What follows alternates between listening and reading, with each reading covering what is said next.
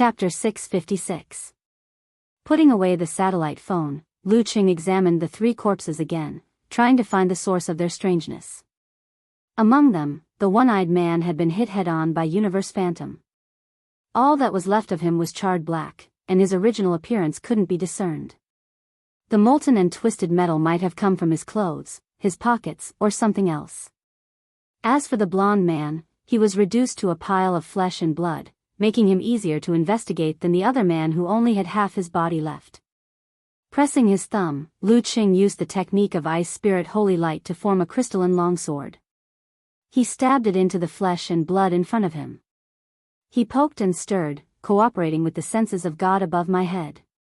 His mind was calm and clear. Suddenly, he discovered tiny, silver-white particles hidden in the corpses. They shone with a faint metallic glow and covered every inch of the flesh. Nanomachines? Lu Qing thought of what he had seen at the military base. He muttered to himself, half surprised and half guessing. From there, he considered more possibilities.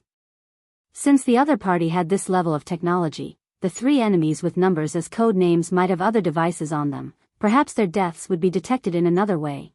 As these thoughts flashed through his mind, Lu Qing surveyed his surroundings and retreated to the factory ruins 20 to 30 meters away.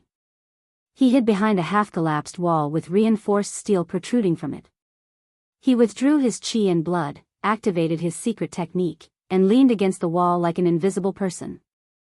Using the reflections of the shattered glass and the vision of God above my head, he monitored the battlefield. He suspected that the people from the mysterious organization already knew about the incident here and would most likely come to investigate. Therefore, he didn't want his presence to cause the other party to retreat and cut off the clues.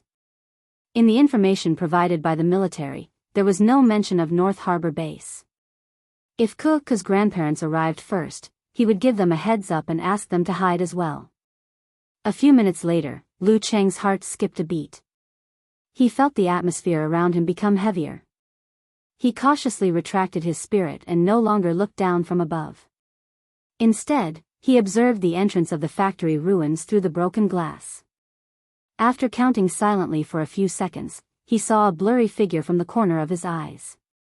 It was a figure wearing a green and white baseball uniform. The man with the number 16 emblazoned on his back walked closer step by step in his high-top black combat boots. He stood in front of the few remaining pieces of the one-eyed man's body. Laser beams gathered in his eyes on his well-defined, deeply wrinkled but expressionless face.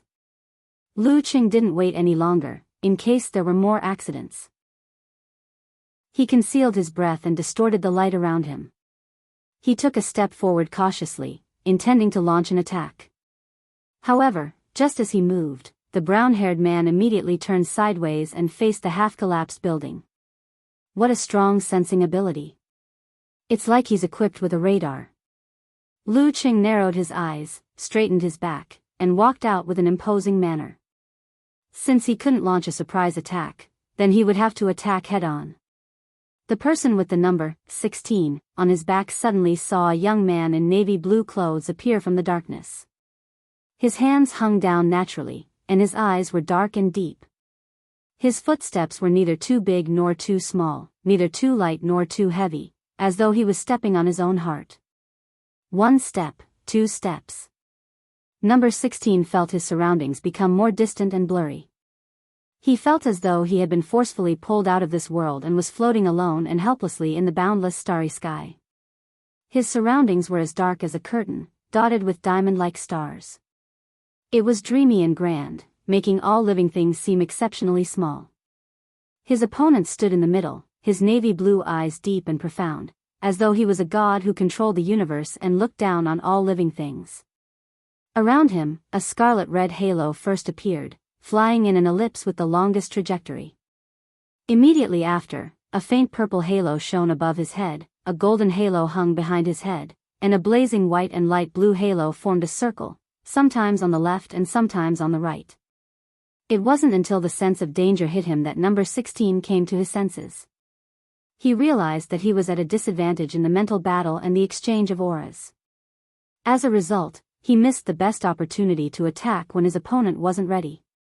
He didn't have emotions, but that didn't mean he didn't rely on his mental strength or other methods. His eyes unwavering, number 16 raised his hands coldly and opened every pore on his palms. Pure and dazzling light gushed out. The light gathered in an instant and blasted out with a boom. Like two long dragons crossing the darkness, they opened their mouths and swallowed the stars. At the same time, number 16 swung his waist and back, dodging to Lu Cheng's side with a bang. He lifted his thigh, hurriedly swung his knee, and shook his ankle. He forcefully kicked out a crescent-shaped blade light, silently slashing at his opponent. He had completely displayed the strength of a terror-grade expert. In his eyes, Lu Cheng seemed to have anticipated this. With a simple sidestep, he dodged the laser cannons, causing them to fall into the ruins of the factory behind him. They pierced through layers of half-collapsed walls, causing the tottering buildings to collapse with a boom. With this as a backdrop, his opponent shook his right arm and turned it into an iron whip, ruthlessly lashing out at him. The blazing white, faint purple, and other fireballs danced and gathered, smashing down as well. He didn't care about the crescent. A dark green light flashed in number 16's eyes. He bent his waist and bounced to the side. As though there were springs under his feet, he flew higher and higher. Seeing this, Lu Cheng abruptly stomped his feet into the ground. This caused his knees to straighten and his back to rotate rapidly. Like a spear, he pressed his tail and turned his whipping right arm into an upward swing, causing the gathered 5 flames to rise gradually. Attracted by the heavy Virokana, the crescent moon distorted and collapsed. When it landed on Lu Cheng's body, it only managed to cut through the layer of crystalline ice. The 5 flames shot out rapidly and chased after number 16 into the air. Rumble. A huge blazing white fireball bloomed in the air, spraying flowing magma and brilliant fireworks in all directions. The intense light engulfed number 16 in an instant, and the terrifying sound shattered the remaining glass on San Jose Street. Strong winds swept and danced, sending sparks flying. Number 16's figure appeared high up in the air. His clothes were in tatters, his pants turned to ash, and his body was charred and dented. If he hadn't used the beam shield at the last moment and teleported to avoid the core of the explosion, he would have been severely injured at the very least. At this very moment, number 16 was hovering in the air, showing no signs of descending. One of his abilities was flight. The flight of a physical invulnerability expert. Lu Cheng had locked onto him and suppressed him mentally, so he couldn't immediately rise into the air. He was afraid that the slightest movement would cause him to be struck by lightning. He could only take the initiative to attack and create an opportunity. This way, he would be in a position where he had no chance of losing and could also exhaust his opponent's terrifying killer move. He didn't expect his opponent to control the 9 rotations of 5 flames so well that he could change his move halfway. Number 16 pressed his right hand against his left palm and extended it forward. A dark green light flashed in his eyes as he locked onto Lu Cheng's figure. Mortar. Modified. Boom. A blazing white beam shot out from his left palm and blasted towards Lu Cheng on the ground. Boom. Boom. Boom. One after another, the blazing white beams shot out, covering the surrounding area as though they were plowing the ground.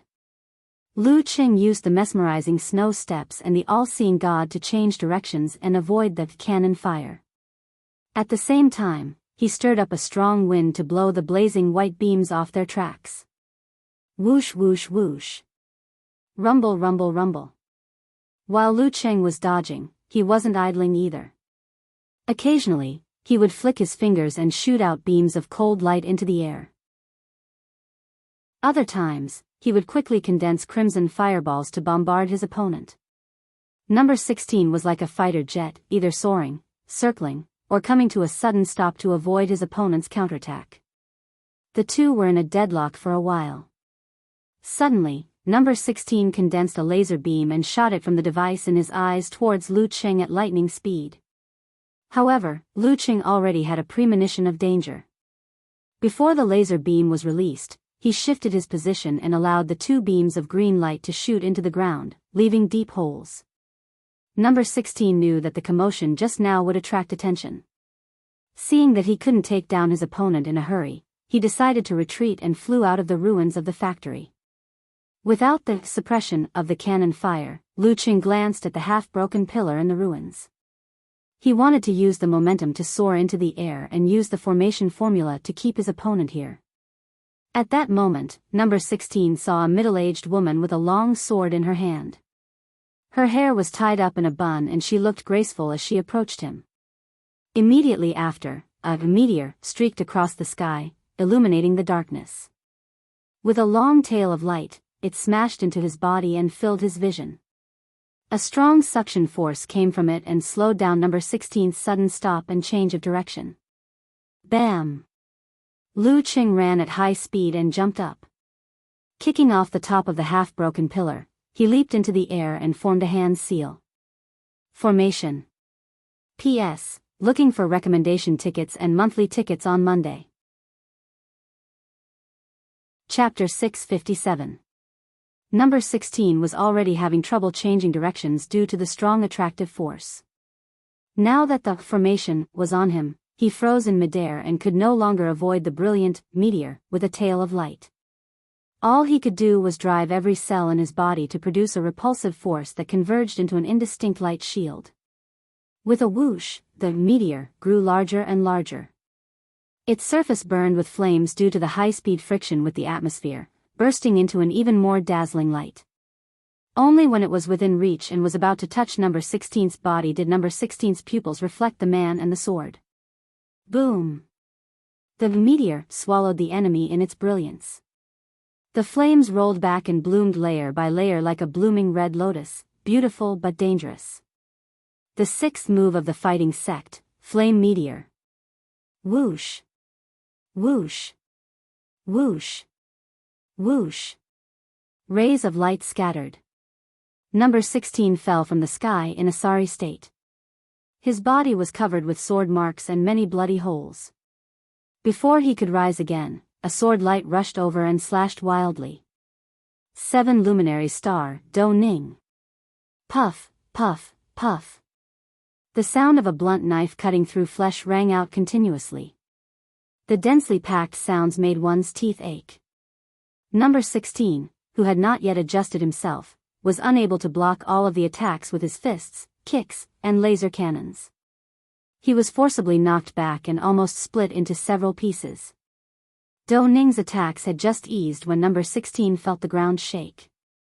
Lu Cheng's powerful figure appeared in his eyes. His fists were full of fire and each move was heavy and terrifying. Bam! Bam! Bam! Lu Cheng whipped his arm, hit him with short bursts, stabbed him with the great spear, and bombarded him with cannon punches. He completely suppressed number 16 and lit his opponent like a torch. Bam! Bam!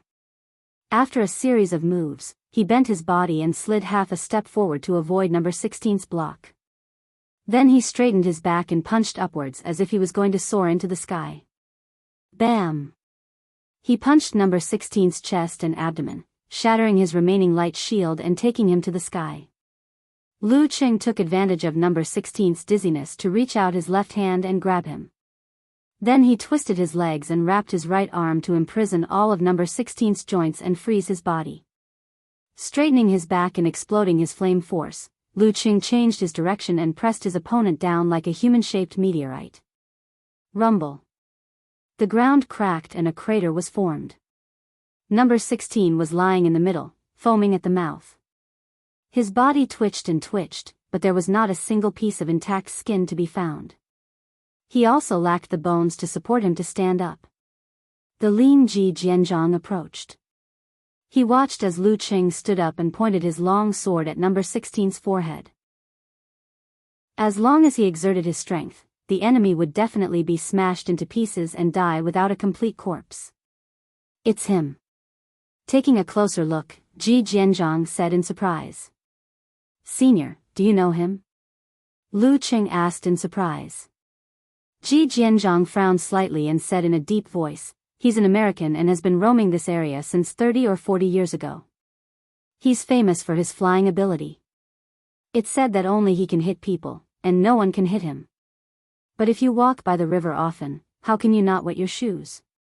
How many bombers had been shot down? I heard that he was seriously injured a few years ago and died. I didn't expect him to still be alive. He doesn't seem to recognize me. His eyes don't seem right. Did he lose his memory? His state of being alive is a little strange. Do Ning, with her hair in a high bun and graceful bun, sensed that something was wrong. Lu Qing quickly recounted the problems he discovered and the results of the interrogation. Starting from number 16's nationality, he connected the dots and had a rough idea. Ji Jianzhang and Do Ning looked at each other and said in unison, "Artificial weapons project?" Ji Jianzhang frowned and said, "That's not right. I've never heard of them having a base in Tignes. It's a little different from the artificial weapons project I know." Do Ning nodded in agreement. Listening to the conversation between Ku's grandpa and grandma and feeling their tacit understanding, Lu Qing suddenly felt that he was unnecessary here. He pondered for a few seconds and said, "Maybe it's a branch research, a new secret base. Yeah, no matter what, he's in their hands." Do Ning's tone turned stern as she looked at Ji Jianzhang. "Let's find out the exact location of that North Harbor base." Number 16 was at the terror grade. His willpower was firm, his mind was strong, and he seemed to have been brainwashed. Lu Qing and the Ji family elders took turns to use their secret arts to slap him. It took them a good few minutes to break him down. Once he broke down, number 16, who had lost his past experience, could no longer develop the will of a physical invulnerability expert. With the blonde man as an example, Lu Qing didn't dare to ask directly. Instead, he shared his concerns with Ji Jianzhang and Do Ning. "That's easy." Ji Jianzhang pointed his sword downwards and plunged it into number 16's throat. However, it only went in a little and didn't damage the trachea or arteries. Bzzzt, bzzzt, bzzzt. As yin and yang circulated, a magnetic field enveloped the surroundings, interfering and distorting most of the signal sources in number 16's body. "Where's North Harbor Base?" asked Lu Qing in English with a Connecticut accent. Number 16's nerve signal seemed to be in disarray. After a moment of silence, he answered, "Underneath the Hako Machinery Corporation." Corporation. A joint research project between America and Japan. Ji Jianzhang came to a realization. Following that, Lu Qing asked about the whole story. North Harbor Base's secret research had achieved a breakthrough and was in urgent need of dangerous grade materials to verify the results. There weren't many such experts, but there weren't many of them. Within a short period of time, the base couldn't find any and their preparations were about to be scrapped. Therefore, the person in charge sent number 4, 5, and 6 to fight in the underground boxing ring and challenge arena masters to see if they could lure out a lone dangerous grade expert. 2 days later, they encountered Lin, Quebec. After the arena battle ended, number 16 secretly knocked him out and took him away. After he was sent back to the base, due to the lack of accurate information, they assumed that this dangerous grade young man didn't have a powerful background. Therefore, they happily put Lin K on the experiment table. Also, according to number 16, there were still number 17 and 18 in the base who were more powerful than him. Ji Jianzhang retracted his sword with his right hand, extended his left palm, and grabbed number 16 out of thin air. He sighed in self-reproach. "We were all prejudiced by first impressions and thought that it was the revenge of the human trafficking organization. In the end, it was just a coincidence. No wonder we couldn't find any clues and let K. suffer." As he sighed, he looked at Lu Qing and nodded gently. "It's all thanks to you. Let's go. I want to see what they're researching," said Do Ning with a cold face, no longer as elegant as usual. Lu Qing didn't say much. He followed behind the old couple and left the factory ruins on the outskirts of the city. They arrived at Tignes North Harbor. This place was backed by a large river and was an important node for the transportation of many resources. Even in the middle of the night, lights and neon lights could be seen. It was a stark contrast to most of the areas that lacked electricity. The corporation that number 16 mentioned was located near the warehouse area. It was a small 3-story building on the outside, but underground was a large experimental area. Those who disguised themselves as security guards were all elite special forces soldiers who had seen blood.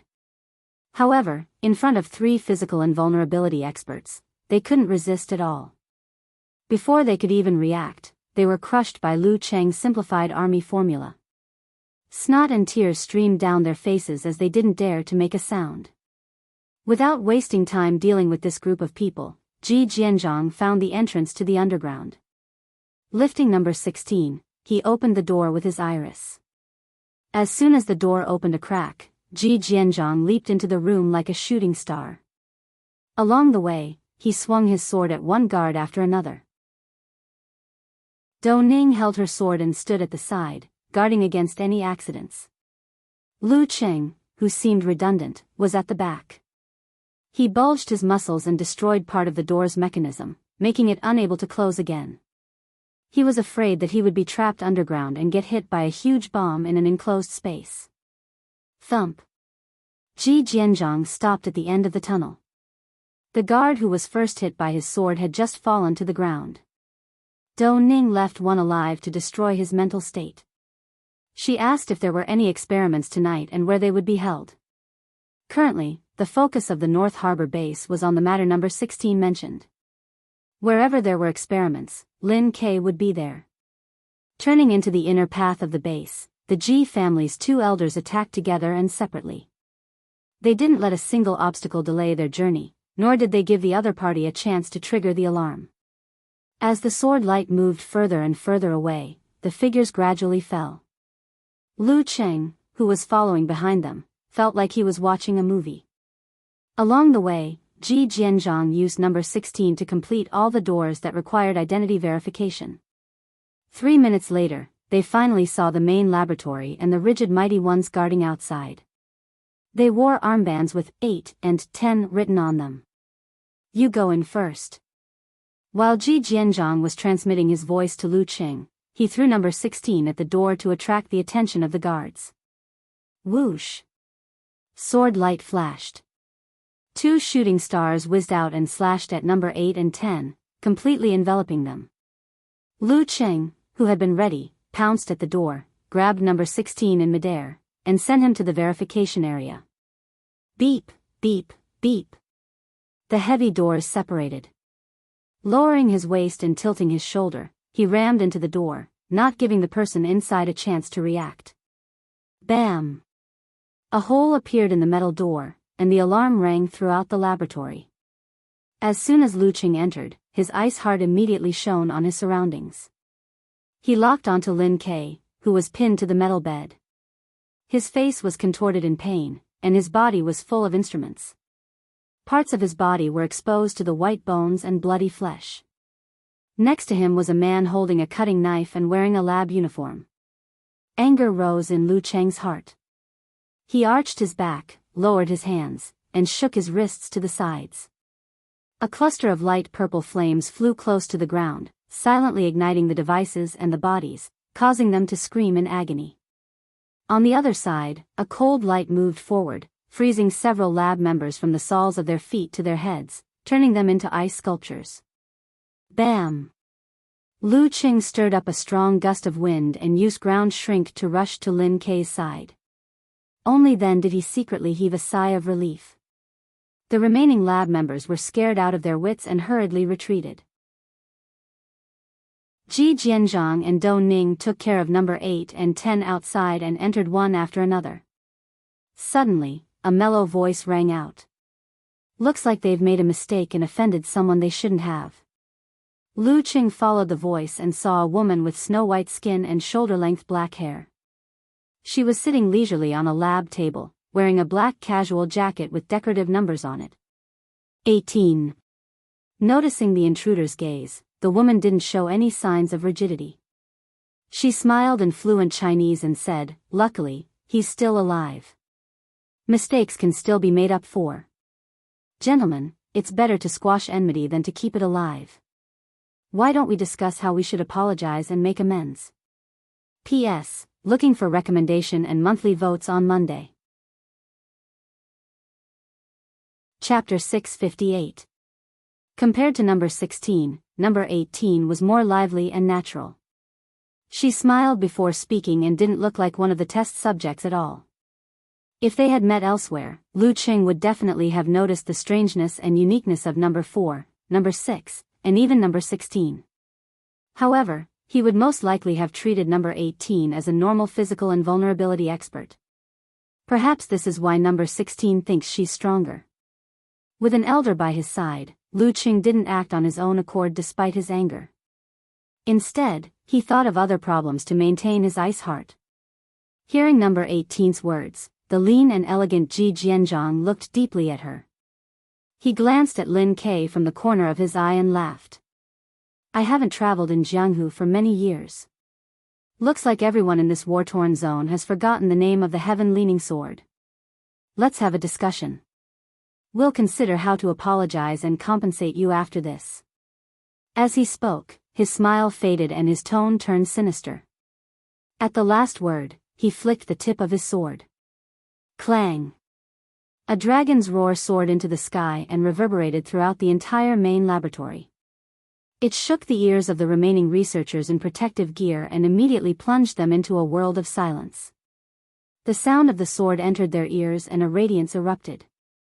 Thin rays of light first sprang up like a fountain and then sprinkled down, covering number 18. It had a strong suction force that made it difficult for the enemy to move. Some even wanted to throw themselves into the trap like moths to a flame. The yin-yang magnetic ray sword. The sword cuts the body and the magnetic field destroys the instrument. This was the most effective way to deal with the products of man-made weapons projects. However, number 18's thoughts and reactions were like those of a normal physical invulnerability expert. She wasn't affected at all. The fact that her previous suggestion was rebutted made her squint her eyes. She was no different from an ordinary person when she hid her anger in the stars. Her eyes sparkled and she instantly regained her composure. She didn't force herself to move. Instead, she placed her hands on the edge of the long experiment table and leaned back. Her dangling right leg followed the suction force and swung upwards. The blazing light formed a knife and slashed towards the core of the sword or a fountain. But the moment Ji Jianzhang drew his sword, or even the moment he spoke, Dou Ning had already made her preparations. She took a step forward, squatted down, and stabbed the ancient longsword that shone with clear moonlight into the ground, spreading out a heavy and gloomy glow. The surrounding concrete immediately cracked, as if it had been weathered for a long time and was extremely dry. The remaining experimental personnel who were shocked by the sword's sound had their feet stuck to the ground, trembling non-stop. Their skin dried up inch by inch, as if their blood and water were being sucked away. The dim light was either heavy or light, causing the gravitational force in this area to be unbalanced. It pulled number 18's movement in the opposite direction, causing her razor-like right foot to be somewhat sluggish. Her cooperation with Ji Jianzhang's sword was flawless, showing the tacit understanding that had been settled for decades. The eighth move of the fighting sect, withered desolation, silent earth. There were 3 stages to this killer move. First, it would extract the surrounding water, including the ground and the living beings that were attached to it. Next, it would simulate a certain degree of gravity to disturb and influence the enemy. Finally, it would trigger an earthquake at a locked location and release the gathered energy. These 3 stages could be used separately and only one of them could be used. After mastering the sequence, it could be changed according to one's will. Clang! Clang! Clang! The light of the razor split apart the rain of swords, and accurately blocked Ji Jianzhang's blade. However, due to the pull, it was a little slower. Many of the lights escaped the net and were continuously slashed by them. If number 18 hadn't formed a shield in time to resist the damage, she would have been covered in cuts and bruises. Clang! Dou Ning straightened her back and stood up. She took the opportunity to pull out her sword. From left to right, she slashed at her opponent lightly, but the suction force was obvious. Beside her, the experimental personnel wearing protective suits fell to the ground like dominoes. Their faces were filled with fear, like specially made dried corpses. Ji Jianzhang's wrist shook. His long sword was half-hooked. From right to left, it was so heavy that it felt like he was carrying 1,000 kilograms of weight. However, it felt like he was pushing someone. One sucking and one repulsing, one pulling and one pushing. The two sword techniques complemented each other and enveloped number 18. Lu Qing stood beside the metal bed and didn't interfere rashly. A battle between physical and vulnerability experts took up an extraordinary amount of space and range. If one didn't have long practice of cooperation and forcefully helped, it would affect the footwork and moves of the two seniors. 1 + 2 might be less than 2. Under such circumstances, the best way to work together was to take turns attacking the enemy, one after another. It was just like his experience with Renly. Unfortunately, the two of them had been in the martial arts world together for many years and had a tacit understanding of each other. They didn't leave any gaps for others to interfere. It feels like an unnecessary onlooker. The thought flashed through his mind, but he didn't relax at all. Since number 18 is here, what about number 17? What about number 17, whom number 16 thought was stronger than him? Is he also in the base and rushing over after hearing the commotion? Or is he hiding somewhere, waiting for a chance to deal a fatal blow? With such concerns hanging at the back of his mind, Lu Qing completely gave up on the idea of attacking number 18. While blocking the aftermath of the battle between physical and vulnerability experts to prevent the immobile Lin Ke from being accidentally injured, he used the ice heart to reflect his surroundings and check on his brother-in-law's condition. Lin Ke's pain eased, and Lu Cheng's figure was reflected in his slightly cloudy eyes. He was stunned for 2 seconds before he remembered who he was. His tense muscles relaxed, and his eyelids drooped, covering that fleeting moment of weakness. When he opened his eyes again, his emotions had returned to normal. 2 sparks of light appeared at the bottom of the dark pool. His dry lips moved with difficulty, and his throat bobbed up and down a few times. However, he couldn't make a sound. From the shape of his mouth, he was clearly saying, Thank you." Lu Qing felt a lump in his throat. He hurriedly looked for a way to deactivate the various devices. He wasn't proficient in such matters, so he didn't dare to do it right away. He was afraid that he would destroy some important device and cause his brother-in-law's condition to worsen. He glanced at the area facing away from the battlefield and glanced at the researchers who had turned into ice sculptures. With a press of his right hand, an unbreakable ice wall formed beside the metal bed to block the aftermath of the battle between physical and vulnerability experts. With a leap, Lu Qing pounced to the side of a researcher who seemed to be the leader. With his left palm burning with faint purple flames, he slapped the other party's shoulder. Drip, drip, drip. The ice wall melted. The researcher's face turned green as he trembled. Unfortunately, what awaited him wasn't Yen Yuan, but a simplified army formula. The researcher broke down instantly. He was dragged to the metal bed by Lu Qing for a consultation. He spilled everything he knew, including the number of one-night stands he had. Pressing and pulling, Lu Qing quickly deactivated the devices on Lin Ke's body. Just as he was done, he was startled. He turned around and looked at the door. A figure was approaching with a trail of light. Noticing Lu Cheng's gaze, he paused. His blonde hair was parted in the middle, and his pupils were crimson red as if they were burning. He wore a white t-shirt with the number 17 on it and a black jacket. His hands, which were placed in front of him, were surrounded by fiery snakes. They weren't damaged at all. It's the 17th. Lu Qing felt relieved, but he had more worries. The main laboratory wasn't small, but it wasn't big either. He had to take care of his brother-in-law, who didn't have any defensive abilities. He wouldn't be able to fight to his heart's content. Looking at number 17, he wasn't an easy opponent to deal with. Amidst his thoughts, Lu Qing quickly made a decision.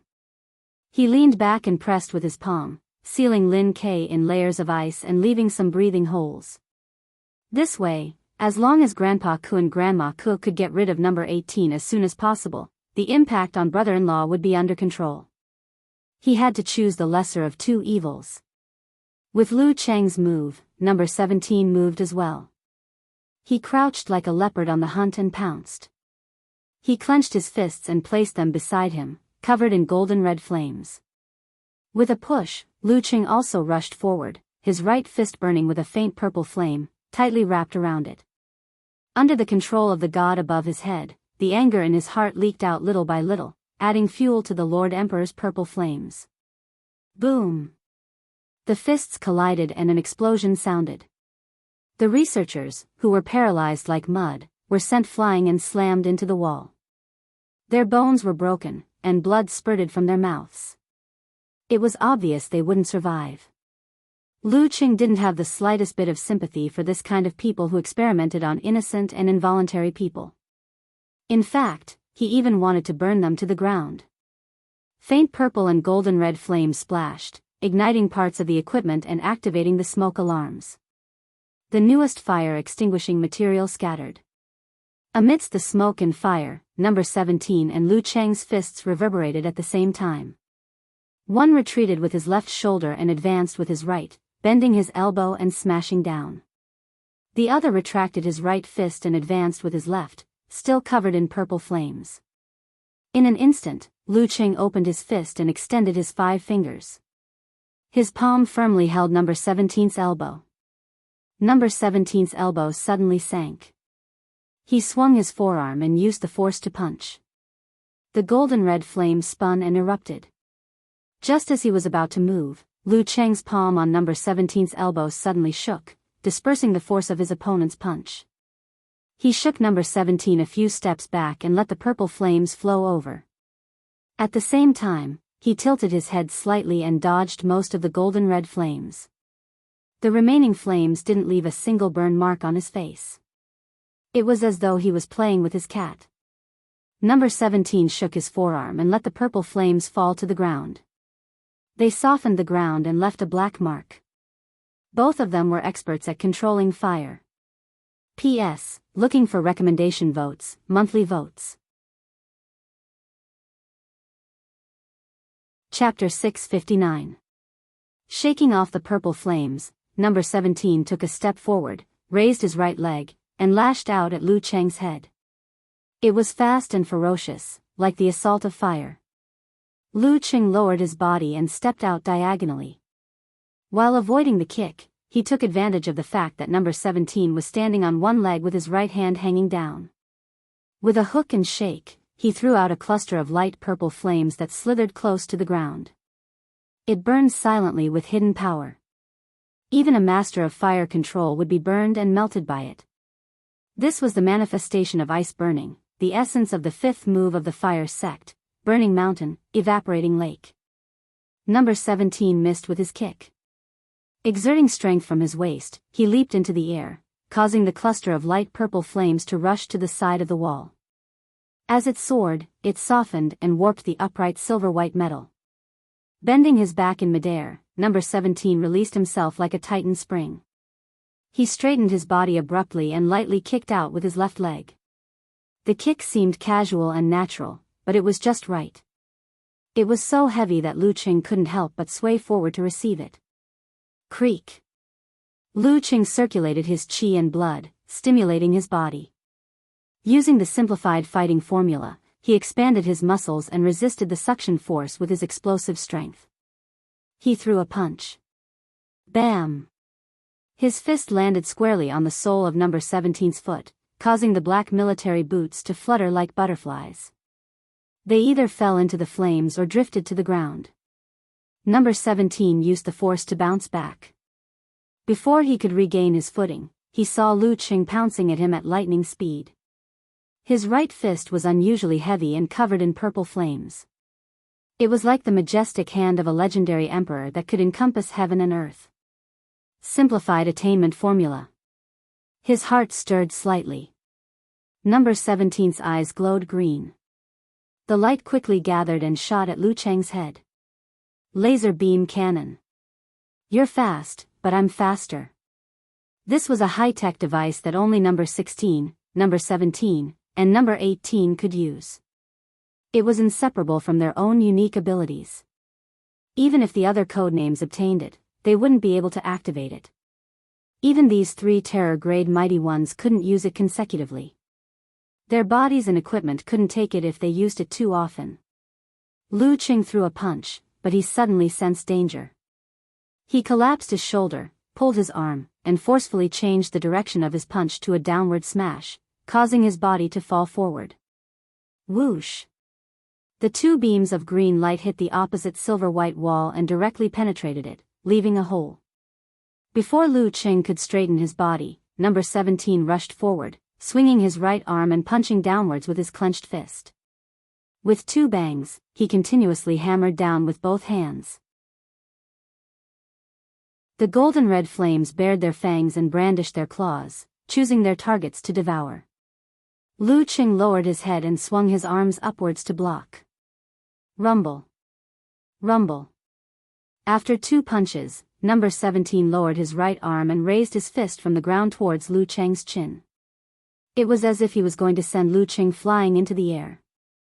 Lu Qing quickly shrunk his shoulders and folded his arms in front of his body to cover his face. He was in a boxing defensive stance. Bang! A ball of fire burst out. Lu Qing leaned back and took a step back. Number 17 took a step forward. As soon as his left foot stepped on the ground without a shoe and sock, flames immediately shot out from under his body. The flames shot up into the air as if they were burning a cannon. Bang! At the critical moment, Lu Qing ignited part of the flame force in his body. He changed directions in midair and moved horizontally. The pillar of fire that seemed to be shouting at the heavens brushed past him and only burned his right leg. His navy blue trousers turned into ash. The woolen pants that Yan Zhika had mentioned vanished, leaving only red skin. If the flames had burned a little longer, even Lu Qing would have been burned. Number 17, who had completed his combo, didn't waste the advantage he had just accumulated. He ignited the flame force in several parts of his body. This igniting was like a flickering match thrown into a car's fuel tank. Number 17 instantly exploded, throwing a total of 8 punches at Lu Qing. This was in the time it took a normal physical invulnerability expert to throw 2 punches. Bang! Bang! Bang! Bang! Lu Qing couldn't hold on by himself. He could only assume a complete defensive stance, protecting the vital parts of his upper body. The rest of his body formed ice walls and continued to condense. Crack! Crack! Crack! It was hard to tell whether it was the sound of crystals shattering or bones cracking. He finally survived number 17's most violent round of attacks. Many of his body's surface were charred and sunken. After 8 punches, number 17 took a step back, caught his breath, and punched out his right fist again. The golden red flames sang joyfully, as if they had transformed into an undying bird that only existed in myths and legends. It ferociously pecked at its opponent, and its beak was number 17's fist. At this moment, Lu Qing, who had been in a complete defensive stance but hadn't forgotten to prepare a counterattack, endured the pain. Taking advantage of his opponent's retreat, he exhaled and shouted, "Formation." He didn't make any hand seals. Instead, he used his visualization, voice, and mind to perform a half-simplified version to save time. The air instantly froze as if it had turned into an invisible wall. The golden red immortal bird transformed from number 17's fist was about to fly out, but it was imprisoned in place. It bit and burned furiously, trying its best to destroy the wall. The half-simplified version of the formation formula wasn't as effective as the complete version. It lasted only half a breath before it was smashed and burned by Lu Qing's fist. However, Lu Qing had already bent his back, dodging the remaining force of the immortal bird fist. At the same time, the deep, dark universe and dazzling stars appeared around him. This move was both a counterattack and a counterattack. It was brilliant. Following which, he crossed his hands and swung them at number 17 from below like a sledgehammer. He straightened his body and stared at number 17 with his eyes fixed. Number 17 clenched his left fist and hammered it down. The moment he came into contact with Lu Qing's hands, his body seemed to have become weightless. He took advantage of the momentum and fell back, half blocking and half parrying. He had just taken a step back when the dreamy, boundless starry sky enveloped him, turning the surroundings dark and cold with layers of ice. Number 17 was sealed in the transparent coffin and couldn't move for a moment. The stars whizzed over like rocket launchers, smashing into the ice layer one after another. They first blasted open the crystal and then flew toward number 17 one after another. Boom! Boom! Boom! The densely packed explosions almost merged into one, and the resulting shockwaves shattered more than half of the ice wall around Lynn, Quebec. Number 17's figure appeared amidst the scattered flames and smoke. He had a mixture of red and white liquid at the corner of his mouth. His clothes were tattered and riddled with holes. His flesh was charred black. With the defense of his shield and his control of flames, his injuries weren't too serious. However, in his eyes, Lu Cheng's surroundings were already swirling with faint purple, light blue, and scarlet. Furthermore, they were still condensing into gold and white. Bam! Lu Cheng took a step forward and struck out with his palm. Number 17 was about to block with his fist, dodge the condensation, and counterattack. However, just as he raised his arm, a green light flashed in his eyes as though he had sensed something. He forcibly used Flame Leap and moved horizontally with a bang. The change in direction was too steep, causing many of the wounds on number 17's body to split open and bleed. It's a pity he didn't take the bait and block the lament of the Ice Queen head-on. Lu Qing changed his mind and continued attacking his enemy. At this moment, number 18 let out a scream of fear. Then, Lu Cheng's eyes were filled with the radiance of the sword. Whoosh! Whoosh! Whoosh! Whoosh! As the sword flashed, the sound of flesh being cut rang out continuously. Ji Jianzhang and Dou Ning had worked together for a long time before finally killing number 18. If it weren't for their tacit cooperation, number 18 would have had a chance to escape from the base if it were two other physical invulnerability experts, as long as they weren't at the level of Warrior Sage or Dragon King. When the sound entered his ears, number 17 frowned. He made a prompt decision and shot out a violent and terrifying reddish-gold fireball. His target wasn't Lu Cheng, but Lin Ke. As soon as the fireball flew, he ran for the door without looking back. His figure flashed continuously as he retreated. Lu Cheng's pupils shrank. He didn't dare to risk Lin Ke, whose ice wall was severely damaged. He immediately changed directions and blocked in front of the metal bed with his ice spirit holy light. Poof! Boom! The reddish-gold fireball was first pierced and then exploded. The sound was deafening, and the shockwave was like a tsunami. However, Lu Cheng blocked it all. Bam! Bam! Bam! At this moment, number 17's figure had long disappeared from the door. No one knew where he went. Seeing Lu Cheng's slightly regretful expression, Ji Jianzhang sheathed his sword and said, "Well done. This old man was a little impulsive just now. I should have moved K first. Let's call it a day. The direct attacker and the leader of the base have already been killed. He's just a subject. Don't worry too much. Don't go too far. After all, Ku is still in America. So in the world of physical invulnerability experts, this isn't considered going too far." Lu Cheng glanced at the dead subjects and number 18. The corner of his mouth twitched. But then again, it made sense. The Americans and Japanese were in the wrong, and what they did was against human nature. What they did was the kind that would be condemned in speech and in writing. Giving them some face wasn't considered too harsh. If anyone dared to make things difficult for Ku, did they really think that their family could withstand the revenge of a physical invulnerability expert who had been waiting for them for 10 years? The borders were so long that it was easy to find a place to sneak in. Even if there was a physical invulnerability expert at home, they couldn't keep their entire family tied to their waist at all times. Once they shed all pretense of cordiality, both sides would suffer huge losses. Therefore, physical invulnerability experts knew their limits. Of course, lunatics like Dark Knight Bat were an exception. Find some survivors and copy the information here. Then, destroy the base. First, we'll have something on them. Second, we'll be able to prevent from being harmed by the experiments. When the time comes, we'll be able to follow the clues. Dou Ning said to Lu Cheng, half sighing and half benevolent. She was imparting her experience in dealing with similar situations. Okay. Lu Cheng heaved a sigh of relief and turned to another laboratory. Boom! Huge flames rose up, and the Hoko Machinery Corporation completely collapsed. Number 17, whose blonde hair was parted in the middle, was hiding in the crowd and watching the scene in a daze. Suddenly, he burst into laughter. He laughed so hard that tears rolled down his cheeks.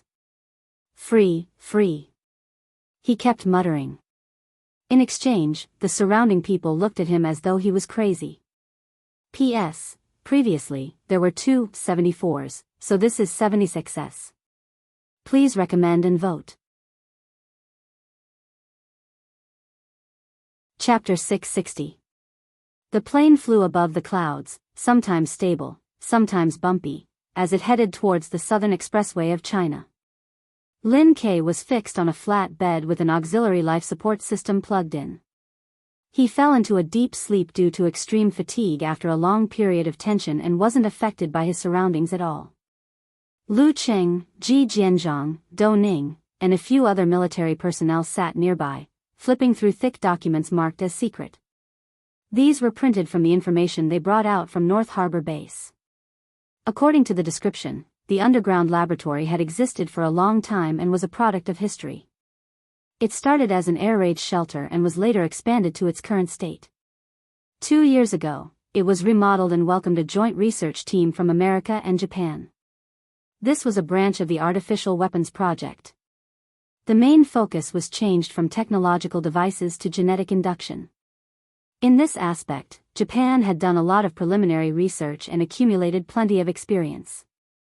It had been many years since the United States of America started the Artificial Weapons Project. After many failed attempts, they gradually found a direction and got on the right track. They had, number 1, that could be used in actual combat. After that, they improved it to number 15. Even though each number corresponded to only one experimental subject, there were actually many failed products buried behind them. Even those that succeeded had problems due to various reasons. More than half of them were removed from the sequence, providing experience and lessons for subsequent improvements. So far, the experimental subjects that were still in service were only number 4, number 5, number 6, number 8, number 10, number 14, and number 15. After Lu Cheng and the others wiped out them, only number 14 and number 15 in the American headquarters were spared. Among them, number 15 was a mature product in all aspects. This could allow the dangerous level experts in the United States to have a second life. As long as they did not die on the spot, they could undergo the modification with a relatively high success rate. The only problem was that they would become rigid and mechanical, forgetting most of their memories.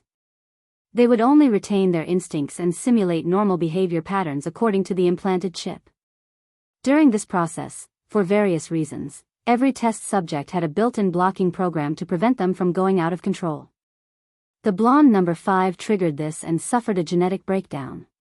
After accumulating enough danger-grade experiments, the scientists of the Artificial Weapons Project set their sights on the terror grade. Number 16, who was rumored to be dead due to severe brain injuries and was in a vegetative state, entered their sights. A year later, number 16 came back to life. Even without the implantation of a chip, he could fight on his own. It was almost the same as when he was alive. However, his daily actions were a mess, and he still had to rely on simulations. With such a successful experience, the Artificial Weapon Project had a higher goal.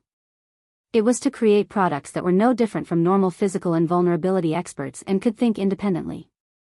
Of course, brainwashing and control were necessary. For this reason, they reduced the application of nanotechnology and instead cooperated with the Japanese. Starting from a genetic induction, the North Harbor base was put into use under this background. In less than a year, number 17, who was already adept at controlling fire, was born under the guidance and cloning of the genes of many fire element terror-level experts. There were no problems with his thinking and actions, except that he appeared to be more reclusive and introverted. Combined with the high-tech equipment in his body, his special physical and vulnerability level combat strength was even more surprising. He also showed some potential for growth. The experimenters called him a master of fire control who could catch up to the Dragon King. Before number 17, most of the test subjects were on the verge of death. The few healthy captives all failed without exception. Number 17's success gave the Japanese physical and vulnerability expert in charge of the base hope to improve herself. After ample preparation, she accepted a limited modification and was a great success. However, her personality was twisted, and she started to like calling herself number 18. It was because of this background that she had to apologize and make up for it in a leader's tone at that critical juncture. Recently, the North Harbor base's experiment seemed to have made a breakthrough. Before this, the standard of the test subjects depended on their original level. Modification could at most increase their combat strength slightly, and that was under the condition that there were many flaws. This time, the researchers found a better way to use the genes of the strong to make the weak undergo a qualitative change.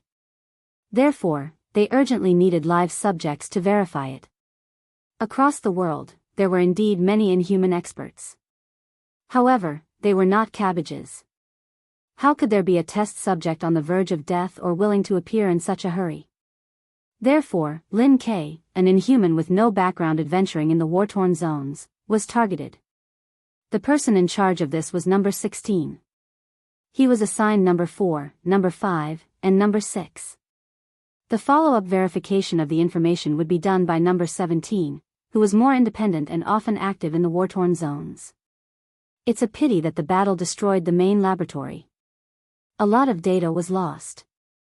Also, judging from K.'s situation, their breakthrough can't be considered a success, said Ji Jianzhong with a sigh after flipping through the data. Lin K's experiment hadn't reached the most dangerous stage yet. This data is enough. It will be of great help to our related research. The military personnel agreed with Ji Jianzhong's words, but didn't dare to say it out loud. He flipped through the files and changed the topic. The core researchers of the base and number 18 are all dead. The main laboratory was also destroyed. I'm afraid no one knows how number 17 used the external control of the blocking program. What a pity, otherwise, the military would have another physical and vulnerability expert. Lu Qing was startled for a moment and then said thoughtfully, he pondered and said, number 17 participated in the battle for 2 reasons. First, number 18 was there. Second, he was afraid that the researchers weren't all dead and that the damage to the main laboratory wasn't severe enough. At least before confirming that number 18 couldn't escape, he didn't dare to slack off or join in the siege. If he did, he might be dragged down with them. It would be easy for number 18 to kill him. Maybe. Dou Ning nodded approvingly. If number 17 was as described in the data and had the ability to think like a normal human, at this moment, the plane jolted. Lu Qing swallowed the words he wanted to say. He looked out of the window and saw the ground peeking through the thin clouds. He looked at the dilapidated miniature city and suddenly recalled what he had seen and heard in the war-torn zones over the past 2 days. He couldn't help but open his mouth and say, when will peace be restored here? The overall environment was filled with despair in the war-torn zones. It seemed impossible to change it. Lu Cheng was also affected by such an atmosphere. He felt that doing anything would be useless. That was why he chose to be a bystander and not interfere in matters that were within the local rules. Ji Jianzhong turned to look out of the window. He smiled, half self-deprecatingly and half emotionally. None of the forces here are righteous. The military personnel beside him felt awkward. They looked at the data and admired the scenery. Even a forbidden mighty one can't change such a situation, said Ji Jianzhong. We can only hope that after such a long period of war, people's minds have calmed down. Even the forces and mighty ones who have set up a separatist regime are willing to compromise. Look at Zhelangang. With our help, it's focused on infrastructure and order. It has attracted a lot of refugees and is developing very quickly. If this continues, it will become a benchmark in the war-torn areas and attract other forces to imitate it. When the time comes, after a certain amount of reshuffling, there might be many similar peace points. Step by step, things will get better, a military personnel emphasized. At this moment, Lu Qing, Ji Jianzhang, and Dou Ning felt Lin Kei's body move. They looked at him and saw his eyelids trembling slightly before he slowly opened them. "How are you feeling?" Dou Ning leaned over and asked concernedly. "Grandma, Grandpa." Lin Kei greeted them twice. His personal style was obvious. "Not bad." Ji Jianzhang stood up and stood in front of the bed, consoling his grandson. "You've made great progress in refining your root pulp and gained some strange abilities. After you go back and rest for a while, you'll be able to reach the peak of the inhuman stage. At that time, you can fight in the title matches and seek inspiration. Maybe you can make the great leap earlier than expected. If you really can't do it, you can come back here and train in real battles." Ji Jianzhang stood up in front of the bed and consoled his grandson. Lin Kei didn't look away. His pupils darkened a little. He said with restraint but determination, "I want to come every year. Even after reaching physical invulnerability." "Why do you want to train in actual combat when you're already at physical invulnerability?" At first, Lu Cheng was stunned. Then, he understood his brother-in-law's true intentions. He replied tacitly, "There are other mighty ones following that human trafficking organization. Don't worry." Lin Kei closed his eyes for a moment, then opened them again and said calmly, "I'll still come." "He'll still come?" "He'll still come after suffering so much. He'll help those he can help. He'll help those who can see the suffering." A few lines suddenly appeared in Lu Cheng's mind. "Face as cold as ice, heart as bodhisattva, he'll do what he knows is impossible." Maybe this is the complete version of his brother-in-law, a stubborn boy. Influenced by him, Lu Qing shook off the feeling of helplessness. He smiled and said, "When I accept military missions in the future, I'll try my best to choose this place. If I meet them, I'll do what I can." The plane soared through the clouds. The curve of the southern part of China was getting closer and closer. Chapter 661. When the plane landed at the military base on the outskirts of Huaqing, it was close to noon. The sun hung high in the sky. Lu Qing stepped out of the cabin door and was blinded by the bright sunlight. He felt like there was gold everywhere. He had lunch with the Ji couple and watched them leave with Lin Quebec. Then, he took the jeep from the base to a nearby intersection. He saw his assistant Amen, driver Zhao Zhenhua, and silver-gray MPV waiting there. Although only 2 days had passed, when Lu Qing sat in his usual seat, leaning against the soft and comfortable leather backrest and looking at the small bar with luxurious decorations, it felt like a lifetime had passed. This is how life should be. He closed his eyes and sighed. Amen saw that he didn't want to talk, so she sat diagonally across from him. She put her phone on silent mode and communicated with him via text. The car left the overpass and entered the bustling commercial district. Lu Qing suddenly opened his eyes and turned to look at the street outside the dark glass. Half an hour had passed, but there were still deliverymen in different uniforms on the road, carrying lunch boxes. They looked busy and orderly under the scorching sun. A new shop had opened on the side of the road. There was a long line at the entrance, attracting many onlookers.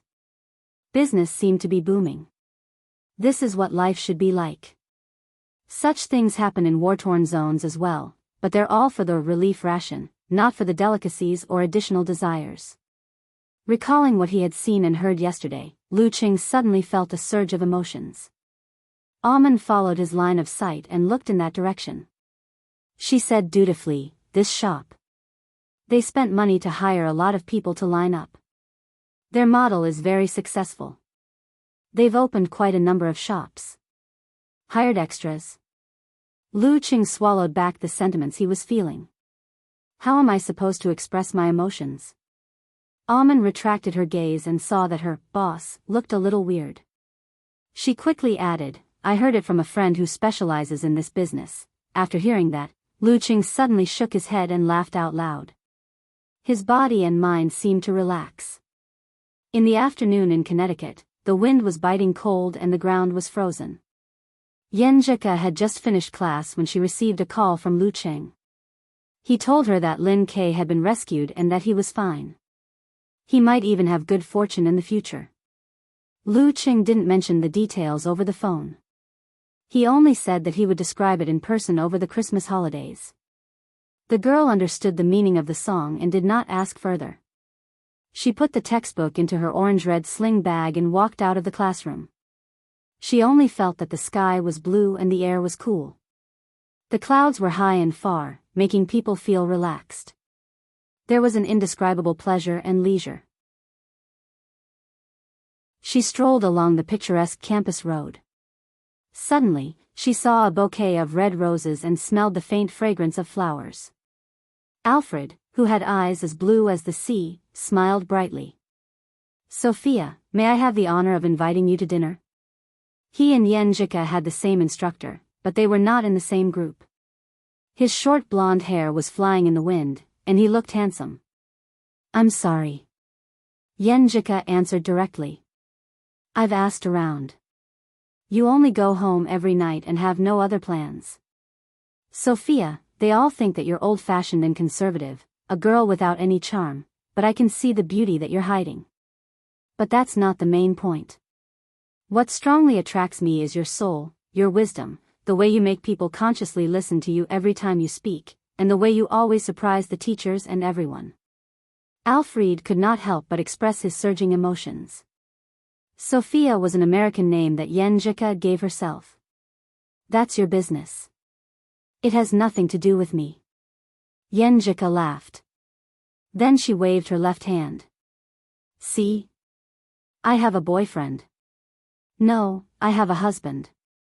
This is our wedding ring. Oh, that's impossible. Alfred was shocked. I won't lie to others about this. Yenjika shook her head and planned to walk past him. Alfred was silent for a moment. Then he suddenly shouted, I won't give up. Even if we are married, we have the freedom to pursue love and the right to break up peacefully. Yenjika paused, turned around and looked at him deeply. Then she took out her phone and opened the recorder. She slowed down and said, Can you hear what I'm saying? Yes. Alfred didn't know why. Obviously, my ears didn't lose their function. Very good. Yenjika nodded slightly. Then I officially reject you. I'll tell you seriously that if you do anything like this again, I'll consider it as harassment. When the time comes, I'll inform my lawyer and apply for a restraining order. If the first time doesn't work, I'll do it twice. If the second time doesn't work, I'll do it 3 times. Trust me, I have the ability to take it. If you doubt my determination, I can call my lawyer right now. Alfred was stunned. He didn't understand why a normal pursuit would turn out like this. Sophia, don't you think you're overreacting? He said, puzzled and frightened. Yenjika pursed her lips and smiled. Overreacting now can save a lot of trouble in the future. After all, some people don't understand rejection. I hope you don't waste our time. Otherwise, I can only sue you for harassment. After saying that, she turned around and was about to leave. But at this time, she saw a big rock that was dug out and was about to be thrown away. So she smiled and politely said, Also, I'm a martial artist. Before she finished, she took a step to the side and used force concentration. With a bang, she pulled out her right leg. The instep of her foot was straight in her boots. Bam! Smoke and dust rose. The rock cracked into many pieces of different sizes. Alfred stared blankly, his eyes full of fear. Yenjika pulled back her leg and walked steadily but slowly to the door. She saw Aunt Du, who had driven over to meet her. She opened the door and sat in the passenger seat. She wasn't in a hurry to put on her seatbelt. Instead, she bent down and rubbed her right foot painfully.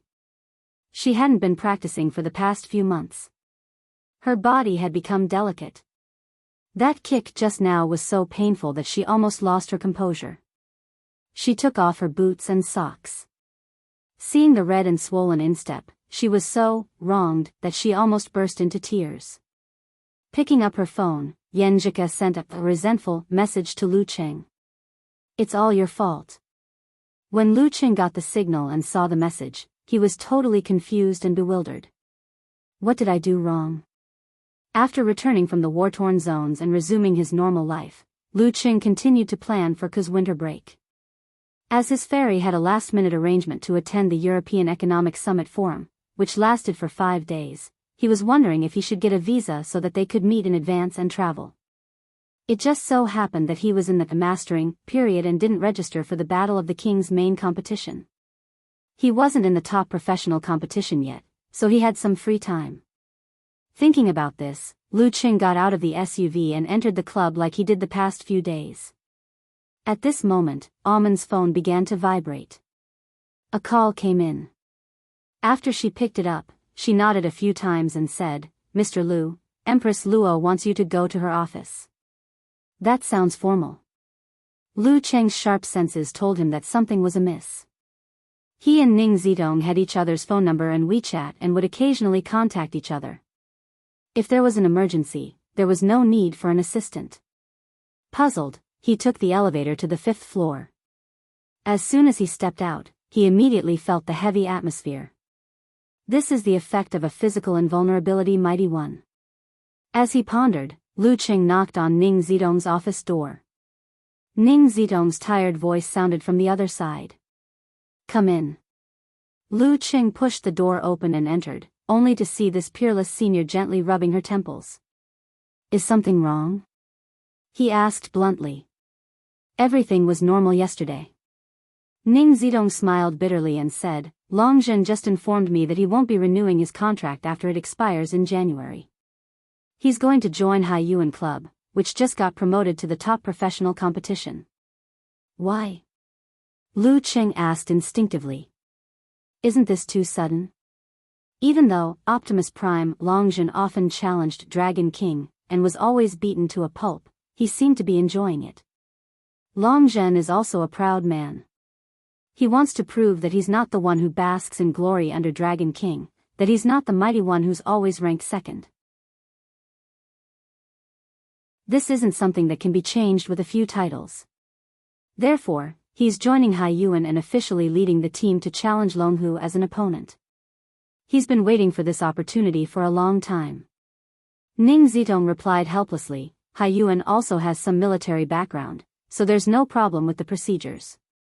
Although this was foreseeable, and as long as Longzhen was still unconvinced and competitive, this would happen sooner or later, did it have to happen so quickly and suddenly?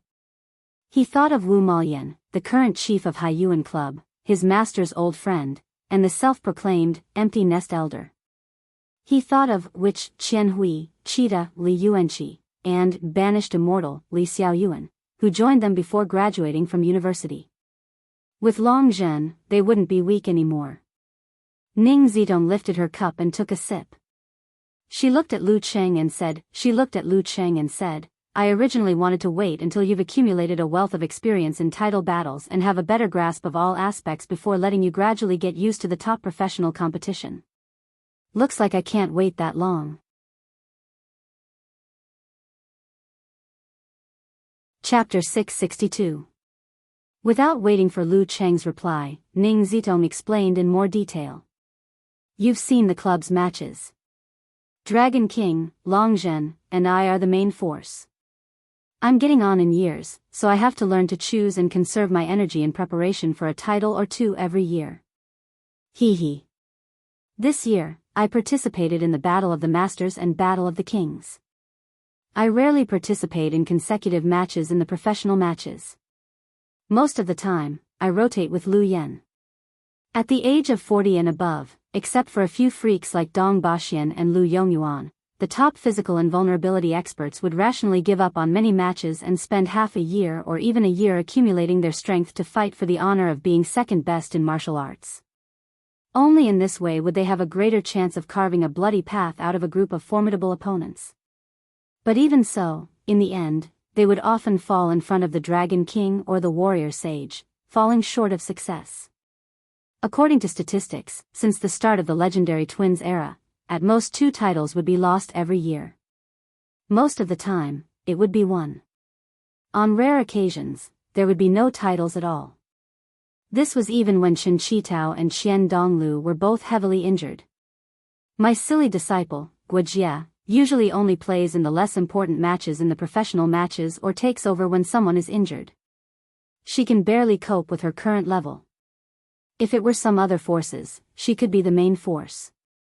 But our goal is to be number 1 in the world. Ning Zidong continued, half heartbroken and half self-deprecating.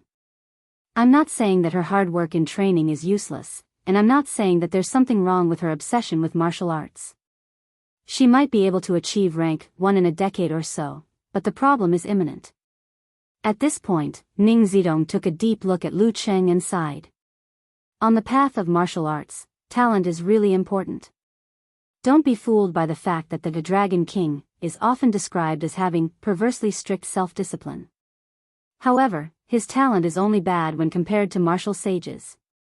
He is no different from me and most of the top-notch experts who have obtained titles. In addition to his unrivaled desire to win and his frightening speed, he is already comparable to martial sages. Her foolish disciple might need 10 years to advance from rank 2 to rank 1. By that time, she would be in her 40s. As for the person in front of her, he might need 3 years, 2 years, or even sooner to enter the ranks of the contenders for the title. This was the gap, a gap that could not be made up for in a lifetime. I've even mastered the physical invulnerability chapter of my martial arts. Isn't Longzhen's contract expiring in January? You can participate in the remaining 3 matches? Ning Zidong chuckled. Do you think Dragon King will let him fight again? Don't you want to prove your position? I, the Dragon King, will show you how insignificant you are. As long as the Dragon King is here, victory is here. TSK. That doesn't sound like something the Dragon King would say. Lu Qing pointed out. Although this was very much in line with the Dragon King's style, and even perfectly aligned with his psychological activities, with the Dragon King's personality and his domineering CEO demeanor, it was impossible for him to say such words. It wasn't that he didn't want to, but that he couldn't be bothered. What right do you have to make me say such things? Haha. Ning Zidong let out a dry laugh. I understand. Anyway, Longzhen won't be part of the next 3 matches. You have to be prepared to be the main force. You can't always rely on me and Lu Yan, those 2 old men, to carry on, right? Especially the match this weekend. Lu Yan probably won't be able to fight.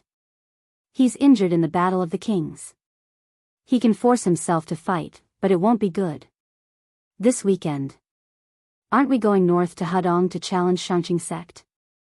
Lu Qing recalled. And it was a crucial match to determine the champion of this year's top professional competition. The Dragon King sure is conceited, it's fine. Yin Yan is injured, and the rest are second pin, replied Ning Zidong with a smile. Ning Zidong replied with a smile. However, since we have a problem, she may also fight with injuries. Under normal circumstances, Shangqing sect's main force was warrior sage Qian Donglu, sect leader Daoist who had won 3 titles, and Daoist Yun Yan, who was a strong contender for the titles. Dragon King Chen Qitao, Empress Luo, Ning Zidong, and Longzhen were all part of the twin prides with 2 superclass members. They were the hot favorites for the top professional competition every year. In the second category were Daxing Temple, Yanzhao League, Shushan Study, and Xinghai Club. They were mainly fighting for the 3rd place, but in the past decade, they had each made it into the top 2 and even won the glory of the top. They were not to be underestimated. Lu Qing nodded slowly. I understand. I'll prepare well. He had to go through the information and videos of the Shangqing sect mighty ones. Pulling himself together, Lu Qing left the office. Just as he was about to turn into his room, he saw Longzhen walking along the corridor towards the elevator. He was over 1 meters tall, with bronze skin and a shiny scalp. Wearing a loose-fitting martial arts suit, his mere presence gave off a strong sense of oppression. At this moment, he looked relaxed and lively. It was as though he had returned to nature after being in a cage for a long time. Lu Qing didn't expect to meet him directly. He felt a little awkward and didn't know what to say or what kind of attitude to present. Morning. Longzhen laughed heartily. After greeting him, he looked down at Lu Qing and said leisurely, "Wait until 5 years later. I believe you will make the same choice as me." Huh? Lu Qing was a little confused. At this moment, Longzhen stepped into the elevator, turned his huge body, and said in an ethereal tone, "Because we will always be proud." The door of the sedan chair closed slowly, blocking Lu Qing's line of sight. He was stunned for a moment. Suddenly, he remembered something his master once said: the best way to worship a martial artist was to catch up with him, face him, and defeat him. Looking at how Longzhen enjoyed being tortured, perhaps he really worshipped the Dragon King, in his heart. Sighing, Lu Qing returned to his room and turned on his computer. There were videos of warrior sage Qian Dongluo's recent matches. At this moment, he suddenly remembered his original plan of traveling to Europe for a few days. Looks like it's over. Luckily I didn't mention it to Ku. Otherwise, she would be disappointed. I don't have to get a visa for now. I can get it done earlier. Maybe in the future, I won't have to go through so much trouble. As his thoughts raced, Lu Qing sent a message to Aman and asked her to help him get visas for various countries in Europe. Europe was currently a loose alliance. It wasn't possible to get a single visa to go to different countries. While Lu Qing was training hard, Aman went to some consulates in Huaqing. Those that didn't have consulates here, she found one online. After the information was submitted, the obvious description of physical invulnerability triggered the danger alarm and gave the consular officers a shock. They didn't dare to act on their own accord. After confirming that Lu Qing from the Longhu Club had applied, they reported it to their respective security departments. In an office in Niu country, a black-haired, blue-eyed man wearing a general's insignia glanced at the name and ordered his assistant firmly, "Reject. Reject his visa." "Why?" the assistant blurted out blankly. "Isn't this too casual? Should I check carefully?" Although he's a crown-level mighty one, it wasn't as if there hadn't been such people entering the country before. The black-haired, blue-eyed general leaned back and said, "Do you still remember the death of Dark Knight Bat?" "Yes. 3 mighty ones died in succession. Satha was besieged by Dark Knight Bat and the rest. We don't know who did the rest. Back then, there weren't any satellites monitoring this area, so we didn't take any precious photos," replied the assistant thoughtfully. "Lieutenant General Aman has confirmed that Lu Qing is a confirmed mighty one in the area who chased the mummy all the way to Kukeng." "He's quite suspicious," said the general calmly.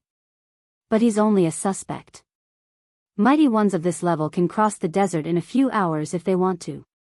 Even those in Nile's capital, Dika, are suspicious," said the assistant, providing his opinion. Recently, the secret cooperation between the United States and Japan was destroyed. The Crown level number 16 and number 18 died there. They made a mistake and incurred the wrath of the Hua nation. There's no need to protest. However, Lu Qing was involved in this matter, said the general. "I know about this. He's probably just a support." The assistant was still puzzled. The general was getting impatient. "Don't you get it? There are always crown-level mighty ones dying around Lu Qing. At least 2 at a time. We're not like America. We only have a few. Do you want them to all die? But this is just a coincidence, right? You can't use misfortune or disaster as a reason to reject his visa," argued the assistant, feeling a headache coming on. "At crown level, misfortune isn't fake. We have to treat it seriously. Who knows if it's another strange ability?" said the general, tapping the table lightly. "Do you understand?" "Yes. Then what reason should we use to reject his visa or not? Asked the assistant, seeking his superior's opinion. The general pondered for a moment. According to the John Wilberg Convention. You're kidding, right? Blurted the assistant, stunned. No. The general shook his head. Of course, you have to use its full name. Aman received a reply 2 days later. She glanced at Lu Qing beside her and pursed her lips. She didn't know what to say. What's the matter? Asked Lu Qing, opening his eyes. Ox country has rejected your visa, replied Aman softly. Reason? Asked Lu Qing casually, frowning. Aman hesitated for a few seconds. John Wilberg Convention on the Restriction of High-Danger Weapons. P.S. I went to see the doctor and he said it's still in the early stages, so it's not that serious. The treatment plan he gave me is exactly the same as one of my friends in the comments. Take hormones and neurotrophic drugs first, then get the face pierced a few days later. If the situation doesn't worsen and I'm getting better, then there's no need for the treatment. Yeah, I did get a few injections today, on my hands, feet, and stomach, to relax muscles and promote blood circulation. He also reminded me to rest well and not stay up late. So, I'm going to take a leave of absence today and adjust my work and rest schedule together with the previous one. Once I'm fully recovered, the chapters starting tomorrow will not be affected until I get the injections. Chapter 663. What kind of bullsh*t reason is this? Lu Qing was dumbfounded for a moment. He didn't know whether to laugh or cry, but he got the gist of it. As expected of the Nyo country, the pinnacle of bureaucratic art. I wonder if Sir Humphrey's coffin lid has been pressed down. Aman took a quick glance at Lu Qing and quickly added, but most countries have approved your visa. Apart from Nyo country, only Gaul and Germany have rejected it. Then there's no problem. Lu Qing nodded slowly and sent the joke to Yen Jika. What kind of dangerous weapon is this? As long as I can fly to Europe, no matter which country I'm in, I'll be able to get into the rest. I can even walk across the small trench between Nyo country and the European mainland on the water. After this incident came to an end, Lu Qing immersed himself in more rigorous training. Every day, he would find time to spar with the club's trainers who had awakened supernatural abilities such as electromagnetism and let them simulate the fighting style of Shangqing sect. The upcoming professional match would, to a certain extent, determine the world's #1 of the year. On the day of Yen Jika's flight to Broodale, Lu Qing was wiping his sweat and leaving the training ground when he saw Empress Luo standing outside in a navy blue outfit. Take a shower and tidy up. We're leaving tonight. This outstanding senior beauty instructed with a faint smile. It's already the weekend? Is this the day I'm going north to Hudong to challenge Shangqing sect? Lu Qing, who was engrossed in training, suddenly felt that a day in the mountains was 1,000 years in the world. Okay. He collected his thoughts and answered solemnly. After washing off the stickiness of his body and soothing his mental fatigue, he packed his simple luggage and went to the Physical Invulnerability restaurant for dinner. There was no need to go home.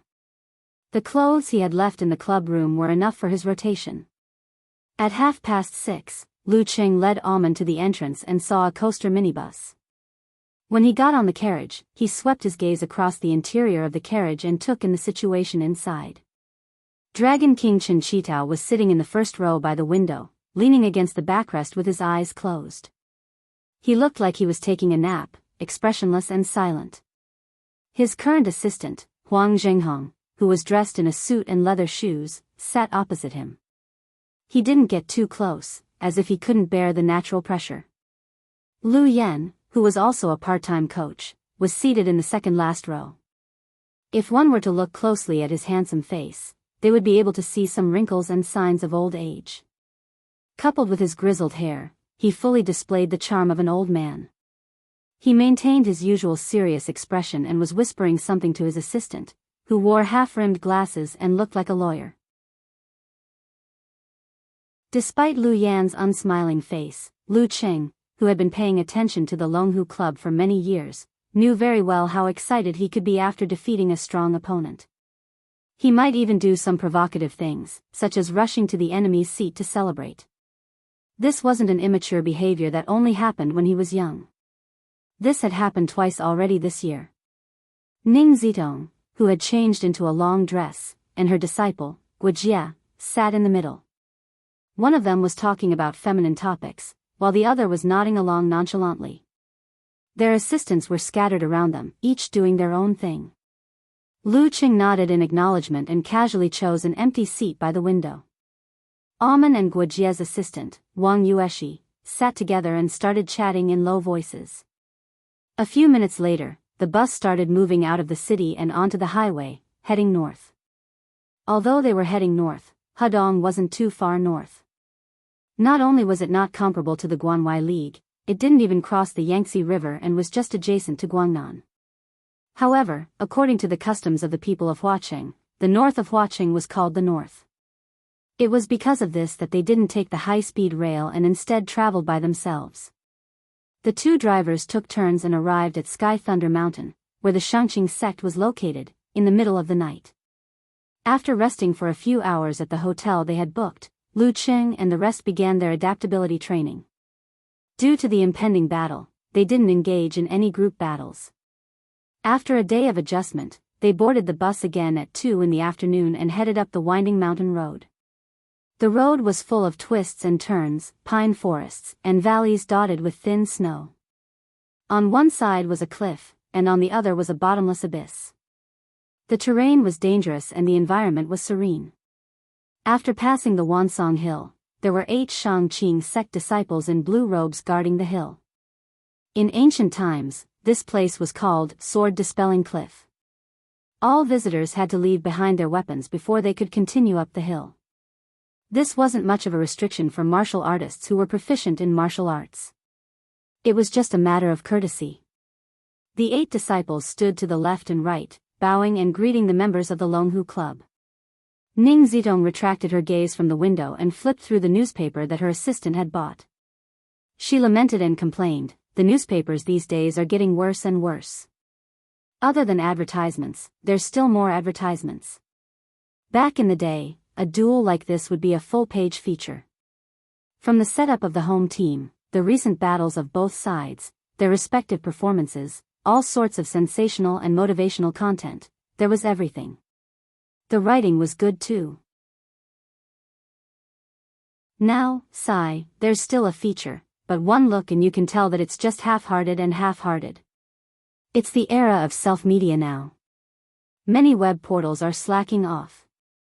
They don't plan much themselves and are mainly reposting other people's work, let alone newspapers. Sitting behind Ning Zitong, Lu Qing held his phone and said with a smile. As for the comments online, most of them were about the Dragon King being too conceited, overconfident, and impulsive. At times like this, it was only right to let Longjin shine. The other plans were too dangerous and uncertain. So much has changed in the past 10 years. Ning Zitong sighed. She changed the topic and said, "Shangqing sect requested not to have spectators for this duel.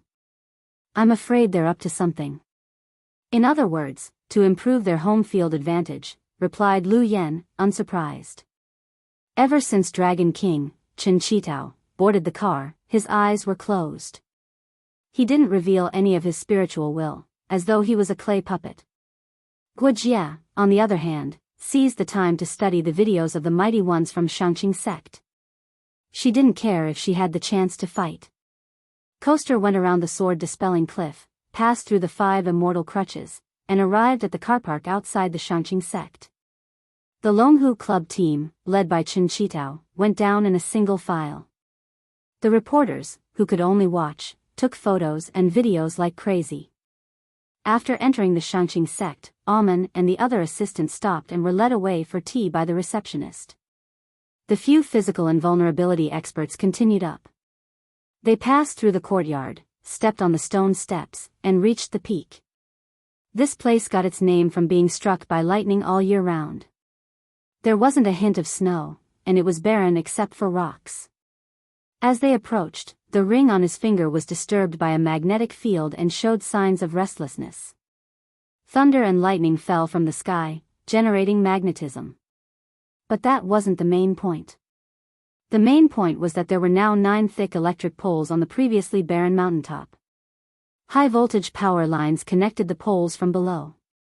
In the middle of the high-voltage power line stood a white-robed Taoist with a crown on his head. He had delicate features, and the corners of his clothes fluttered in the strong wind. He was the warrior sage, Qian Donglu.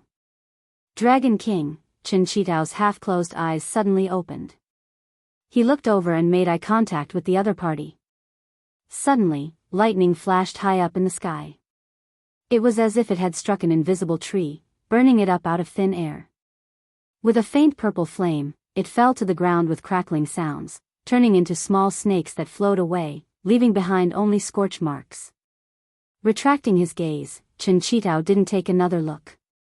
He took the lead and walked into the distance. There were a few futons by the edge of the cliff. Those were the guest team seats. All of this had the simple charm of a battle from a few hundred years ago. However, the thick electric poles and high-voltage power lines that separated the sky ruined the feeling. So they're going to use the high-voltage power. Ning Zitong smiled in realization. There was a solemn look on her face. Lu Qing nodded at Peng Liyun and sat down cross-legged. He heard Coach Lu Yen say, "The warrior sage is planning to be the first to battle. Although we have a higher chance of winning if we take him down first and let you, Dragon King, take him on, I'm afraid he'll be unstoppable with today's setup. When the time comes, he'll carry the momentum of his accumulated victories with him. Hence, it's still better for you to take the lead." "Just right," Chen Qitao nodded slightly. There seemed to be a raging purple flame burning in his eyes. Lu Yen turned to Lu Qing and suddenly asked, "Are you confident?" "Huh?" Lu Qing didn't react immediately. "What kind of question is that?" Lu Yen took a step forward, looked straight into his eyes, and said in a deep voice, "If you're not confident and feel fearful, I'll do it myself." Lu Qing immediately straightened his back and answered firmly, "Yes. Yes. P.S. In the process of adjusting my schedule, this chapter has fewer words."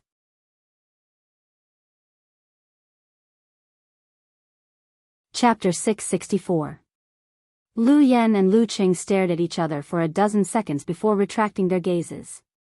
"Then go show them your confidence." After saying that, he looked around and said, "I'm sorry. We don't know if Shangqing sect will send Taoist Yun Yan, but since they've set up such a formation, they must be planning to break through with brute force. The strongest will break through, the second strongest will penetrate, and the weaker one will finish the job. Logically speaking, this is the most reliable way for us to deal with them. However, our strength is similar to theirs to begin with, and they have a slight advantage over us. Plus, they've put in so much effort to set up this home ground advantage. If we do this step by step, we won't have much of a chance of winning. Once we fall behind, we'll fall further and further behind until the end, and it'll be hard to turn the tables. That's why we need to make some changes. Dragon King, hold off Warrior Sage and completely break his spirit, or at least push him to his limits. Lu Qing, you'll go second. Don't be careless. A starving camel is still bigger than a horse. Even at his limits, Warrior Sage still has the ability to defeat you. You have to do your best to take him down, then drag the match out as long as possible to wear down. Lu Yen glanced at the paper in his hand. Wear down Taoist Wu Guang. I have more confidence in you in this aspect. While he was setting up, Dragon King Chen Qitao's eyes were deep and dignified, like a volcano waiting to erupt from the depths of the earth. He didn't comment on, wear down his spirit or push him to his limits. Before Lu Qing and Ning Zitong could speak, Lu Yen continued, when this match ends, as long as we can drag it out long enough, Shangqing sect's preparations will be destroyed. The home ground advantage will solidify, and the impact on us will be minimized. Having said that, he turned to look at Empress Luo. If you can finish off Taoist Wu Guang quickly, you'll have an advantage over the injured Yun Yan, Ming He, Peng Liyun, and the rest. As for how much of an advantage you have, and whether it can offset the home ground advantage, it'll depend on what Lu Qing can do, and how quickly you can finish off Taoist Wu Guang. Only by accumulating strength step by step will we have a chance of winning. If we make the slightest mistake, everything will be over. We're all physical and vulnerability experts with plenty of battle experience. I'm sure you know what to do. Go all out and fight for every single step.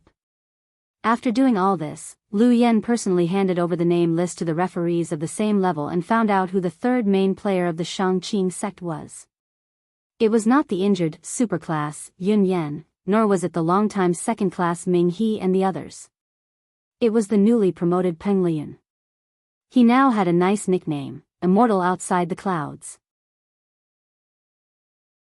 Beyond the Clouds originated from his name, but it was also because he was often in a daze, his mind wandering beyond the heavens. Peng Lian is a little strange, Lu Yen said as he returned to the cliff. Maybe there's something surprising about him. Ning Zitong put away her usual expression and said with a calm smile. At this moment, she felt like she was looking down on the heroes of the world. She was once the #1 physical and vulnerability expert. In those years, she wasn't called Empress Luo, but Ghost King. Ghost King Ning Zitong. Taoist priest, made another breakthrough? Lu Qing tried to recall the messages he had received in the group chat recently, but he didn't remember Peng Lian mentioning anything like that. This kid has a lock on his mouth. While Lu Qing was lost in his thoughts, the referee walked to the center of the arena, avoiding a spot where the high-voltage wires could fall. He signaled that the match was about to begin. Dragon King Chen Qitao, who had been silent since the start of the match, stood up abruptly. The air around him surged upward, turning red and spraying everywhere. At this moment, it was as though a volcano had erupted, and the temperature around him rose steadily. He didn't punch, kick, or flick his wrist. Just the act of standing up was already so powerful. Seeing this, the warrior sage, Qian Donglu, who was still standing on the high-voltage power line, smiled casually. He didn't react. Instead, he put his hands behind his back. His white Taoist robe was spotless, as if it had been washed over and over again. Dragon King approached step by step, and the referee kept retreating. When both parties were facing each other, he raised his right hand and announced, "Conversation time starts now." Qian Donglu looked down at Chen Qitao from above. His tone was natural and light, as though he was overjoyed. "We haven't fought for more than half a year, right?" "After 5 months, Dragon King replied curtly. "In the past 6 months, I've made some discoveries and created 3 new moves. I'd like to invite you to evaluate them," Qian Donglu said leisurely with a smile on his face. Upon hearing this, Lu Cheng was speechless. He was filled with emotions. God-slaying saber Lu Yongyuan had spent 20 years to break free from his confinement and shackles. He had a unique understanding of the 9 moves saber techniques that truly belonged to him. Qian Donglu, on the other hand, had created 3 new moves in less than half a year. New moves that could be used against Dragon King were as easy as picking up cabbages from the market. Furthermore, similar incidents were happening all the time. This was also why Qian Donglu's martial arts talent was unique in this world. It was also why he was known as the 1 in 1,000 years. Chen Qitao listened quietly before replying slowly, "Mastery in one's work, and waste in complexity. Despite all the changes, the original is still the same." "This one is in my hands," Qian Donglu chuckled. His body suddenly swayed, rising and falling with the wind. His surroundings came to life, no longer as rigid as before. Instead, they were filled with the interest of nature. At this moment, he seemed to have become one with heaven and earth. At this moment, he had transformed from Qian Donglu into warrior sage. Even though Dragon King's aura was soaring to the heavens and rolling waves of heat, he was repelled. After staring at each other in silence for a while, Qian Donglu slowly raised his right hand. Under the afternoon sun, it glowed faintly like white jade. "The first move, Sky Splitter, is like the splitting of the heavens," Qian Donglu said slowly. At this moment, the referee seemed to have coordinated with him and announced, "Begin." Bam!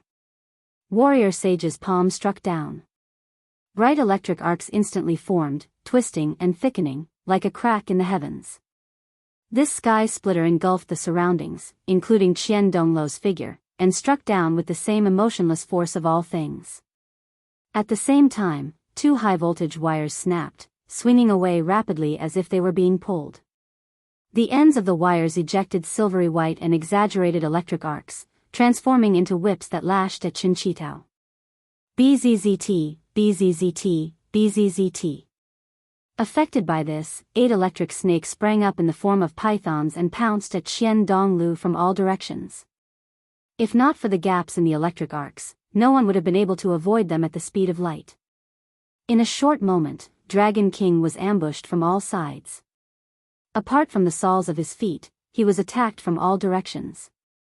It seemed that he had no choice but to face the attacks head-on and break through first. That was what Chen Qitao did, but he didn't choose the relatively weaker 8 electric pythons, nor did he consider the silvery white long whips, which were limited by the speed of the falling wires. Bam! The ground beneath his feet cracked open, lava gushing out, and scorching air rising, propelling him through the encirclement of the electric pythons and long whips. He clenched his fist and struck upwards. He was attacking Qian Donglu's strongest point. A heavy purple blanket, the high temperature distorting the air current, struck the descending sky splitter. Boom! The silvery white and lavender colors were like exploding fireworks. They were extremely dazzling and scattered downwards, almost drenching Lu Cheng and the others. A jade-white palm appeared and struck Qian Donglu's tightly clenched fingers. Warrior Sage Qian Donglu's vanished figure reappeared and was thrown diagonally upwards. He did a somersault in mid-air and descended at a much faster speed than normal, as though something on the ground was pulling him. Electricity generates magnetism. Magnetism is different. Bam! At that moment, Qian Donglu transformed into a bolt of lightning and struck towards Chen Qitao's head, who was having trouble changing directions in mid-air. In such a situation, he might not be able to dodge if he hastily ignited the flame force in his body.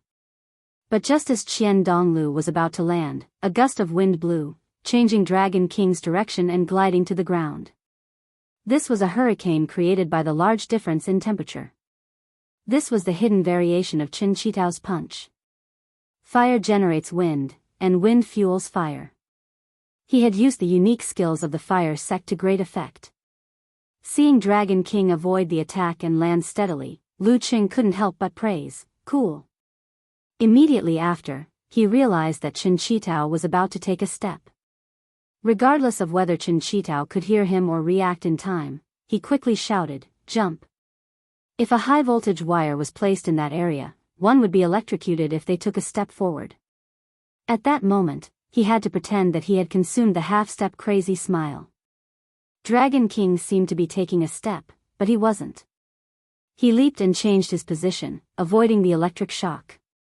He had fought with Qian Donglu many times. Qian Donglu had often conducted sneak attacks by channeling electricity into the ground. He had long been at a disadvantage. Seeing this, Lu Qing heaved a sigh of relief. Then, he realized that Ning Zitong, Lu Yan, and Guojia were looking at him strangely. Cough. He cleared his throat and returned his gaze to the battlefield. "What are you looking at? Haven't you seen other people's fans?"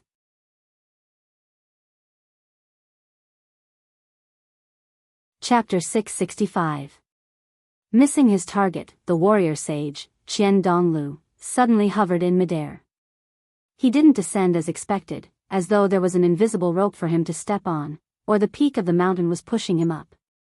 His sleeves fluttered as he looked at the Dragon King, Chen Qitao, who had changed his position, and laughed. The crack of the heavens can be mended, but the calamity of man cannot be saved. Just as he finished his sentence, he plummeted like an eagle pouncing on its prey. Ferocious, fast, and sharp. His 2 hands, which were curved into claws, contained disc-like electric arcs that grew petal by petal. How could Chen Qitao just stand there and let him attack? He immediately shifted his steps and turned his body, stirring up gusts of wind in the air. Wherever he was close to the ground, he would change his stride into a leap to avoid being affected. A pounce followed by a pause. There seemed to be an elastic rope tied to Qian Donglu's back that allowed him to swing up and down in midair. Sometimes he pounced, sometimes he was lifted. No one knew when the lightning would strike or where it would strike. This forced Chen Qitao to constantly change his position, allowing him to be completely manipulated. The warrior sage made full use of the magnetic field to gain the supernatural ability of flight. Normally, he would have had to undergo a long battle and change the environment to achieve this in other places. At this moment, he seemed to be in an undefeatable position.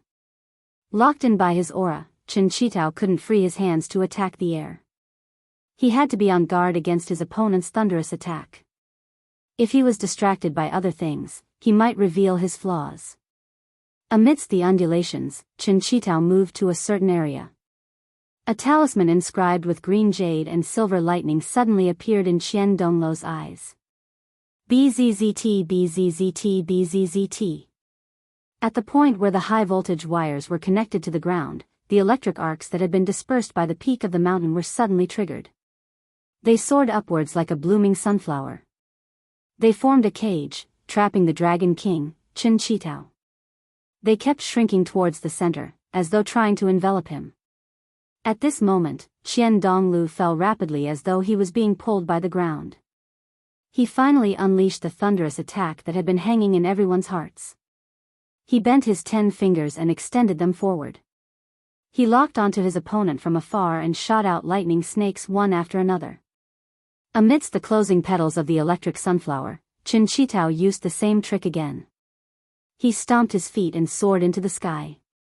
His fists were like gushing purple lava, roaring towards Qian Donglu. His legs were trembling slightly, and his trousers were making crackling sounds. To a certain extent, he was affected by the arc of light and was affected by it. Just as the previous collision was about to repeat, Qian Donglu seemed to be pushed by an invisible hand on the mountaintop. He leaped over Chen Qitao's dragon-like fist and appeared above him. Pa! Qian Donglu stretched out his left leg and kicked at the back of his opponent's head with lightning snakes coiling around it, taking advantage of the opponent's weakness when he was at the end of his moves. The fish flies in shallow water, and the eagle soars in the sky. Lu Qing sucked in a breath of cold air and didn't even blink. If it were him, there would be no way to salvage the situation. Suddenly, a faint purple fireball condensed behind Chen Qitao's head, but it instantly disintegrated. Boom! The rolling waves of flames were inseparable. They either supported Qian Donglu's feet or slapped at Dragon King's head.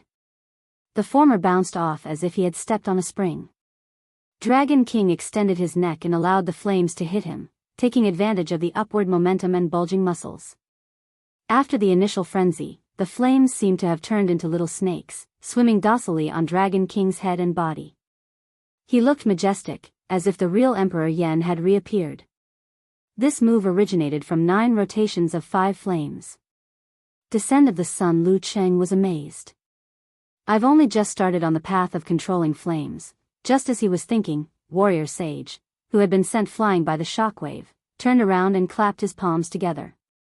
There wasn't a trace of smoke or fire, as if he had planned for this combo all along. Boom! A thunderclap in the clear sky shook Lu Cheng and the rest, who were watching from afar. On the battlefield, Dragon King, who had yet to land, was even more visibly shaken. Pa! Qian Donglu pulled his palms apart and pulled out a thin blade of purple light. Like real lightning, it struck Chen Qitao as soon as it appeared. The 9th move of the Thunder Sect, thunder from a clear sky. Cloudless Thunder Blade. Against this move, if one didn't notice it and avoid it beforehand, there was no way they could dodge it. In terms of speed, it was far superior to Flying Dragon takedown of Xinjai Sect and Lu Yongyuan's Extreme Lightning. In the blink of an eye, from Chen Qitao's left cheek to his neck to his right chest, a hideous, charred wound appeared.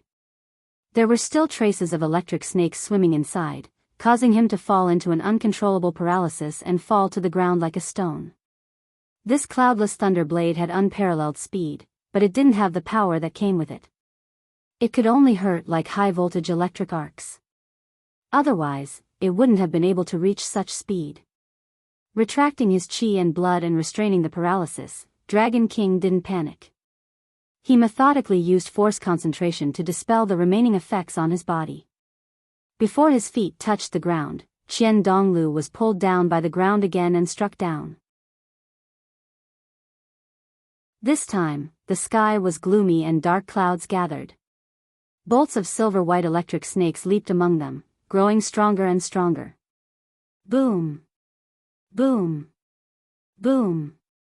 Thick bolts of lightning struck down like water washing the ground. Accompanied by the martial saint's repeated strikes and leaps, Chen Qitao was tired of dealing with them. His hair stood on end and his body trembled intermittently. However, these intervals were getting shorter and shorter. With the advantage of his home ground, he finally gained the upper hand and firmly suppressed his opponent. In such a heavenly tribulation, Chen Qitao didn't panic. He was injured but didn't fall. He responded with heavy purple flames and ferocious blast punches, sending sparks and electric arcs in all directions. The temperature of the surroundings rose and more than half of the battlefield showed signs of drying up.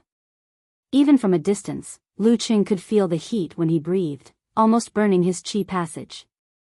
This was the qi passage of a fire sect physical invulnerability expert, one that had been honed multiple times in the volcano laboratory.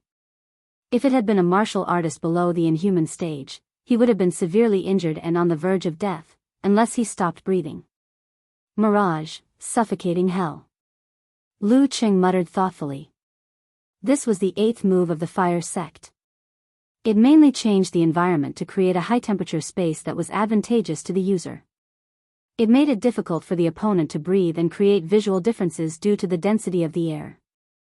It also affected the movement of the organs and the ability to think due to the scorching air. This was an indiscriminate damage. However, martial artists who were good at controlling fire and had been honed in the volcano laboratory were like fish in water. Even if they were more powerful, they would be less affected than their opponent if they exceeded the limits.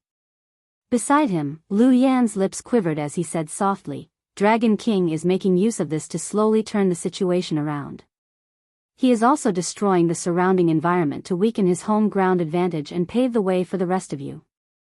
Lu Qing nodded in realization. Shortly after, he had a question. If this goes on, will the clothes ignite on their own and burn to ashes? At that time, the scene would be too beautiful to look at. Lu Yan tilted his head and gave him an odd look. Our martial arts suits have been reinforced with fireproof materials. The Shangqing sect should have done the same. How could he not know such common sense? Haha. Lu Qing laughed dryly. So that's how it is. Can't you allow me to be a martial arts fanatic for the next few months? After a fierce battle, the temperature of the ground rose rapidly. Qian Donglu's descending and leaping movements were no longer as effortless as before. However, he could still borrow the momentum to fly high and fall naturally. Along with the lightning spat out by the dark clouds, wave after wave, the 9 heavens united. Chen Qitao was on the verge of collapsing. Tiny electric snakes slithered on the surface of his skin as the power of his punches and kicks weakened. Suddenly, his movements slowed. Qian Donglu immediately turned into a bolt of lightning and struck mercilessly. Against the backdrop of the dark clouds and dancing lightning snakes, he went straight for his opponent's vitals. Without a sound, Chen Qitao swung his left fist to the side. Layers and layers of purple flames covered his fist, making it unimaginably heavy. It actually caused the martial saint in mid-air to change his direction and collide with it. Bzzz. The purple flames didn't dissipate and stuck firmly to Qian Donglu's palm. Meanwhile, the lonely light drilled into Chen Qitao's body, electrifying him. Amidst the trembling, Chen Qitao raised his right arm as though he was prepared. His 5 fingers clenched into an empty fist, as though he had covered an area and grasped the surrounding nature.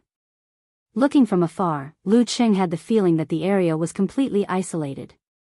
Heaven and earth were turned upside down and nothing was left unscathed.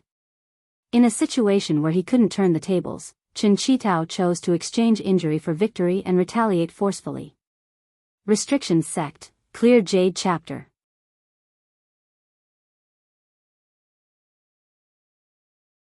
Chapter 666. Clenching his fist, Chinchitao's palm was empty. The faint purple and crimson flames behind him merged into his fist. This punch was connected to the 9 rotations of 5 flames, descent of the sun. If he wanted to unleash its full power, he would need to incorporate the faint purple, blazing white, light blue, golden, and crimson fireballs.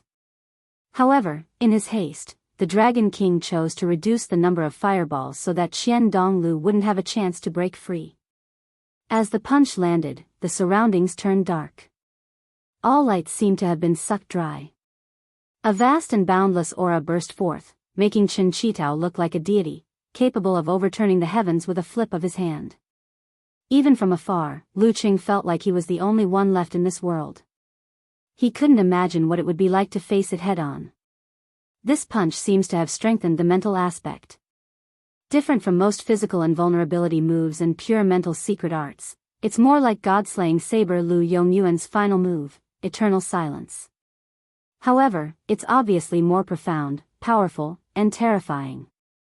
This thought came to Lu Qing as he pondered. Could it be that the taboo is to fully develop one's mental realm and control one's brain? When that happens, reality and illusion will fly together, and both matter and mind will be balanced. While he was floating in the air, the martial saint reacted. He used Chinchitao's left fist as a support point, and with a shake of his wrist, he flew backwards, forcibly pulling his opponent forward by 1 step. It was this step that made the Dragon King, who was near the contact point of the rupture of the high-voltage wire, feel an electric current flowing through his legs.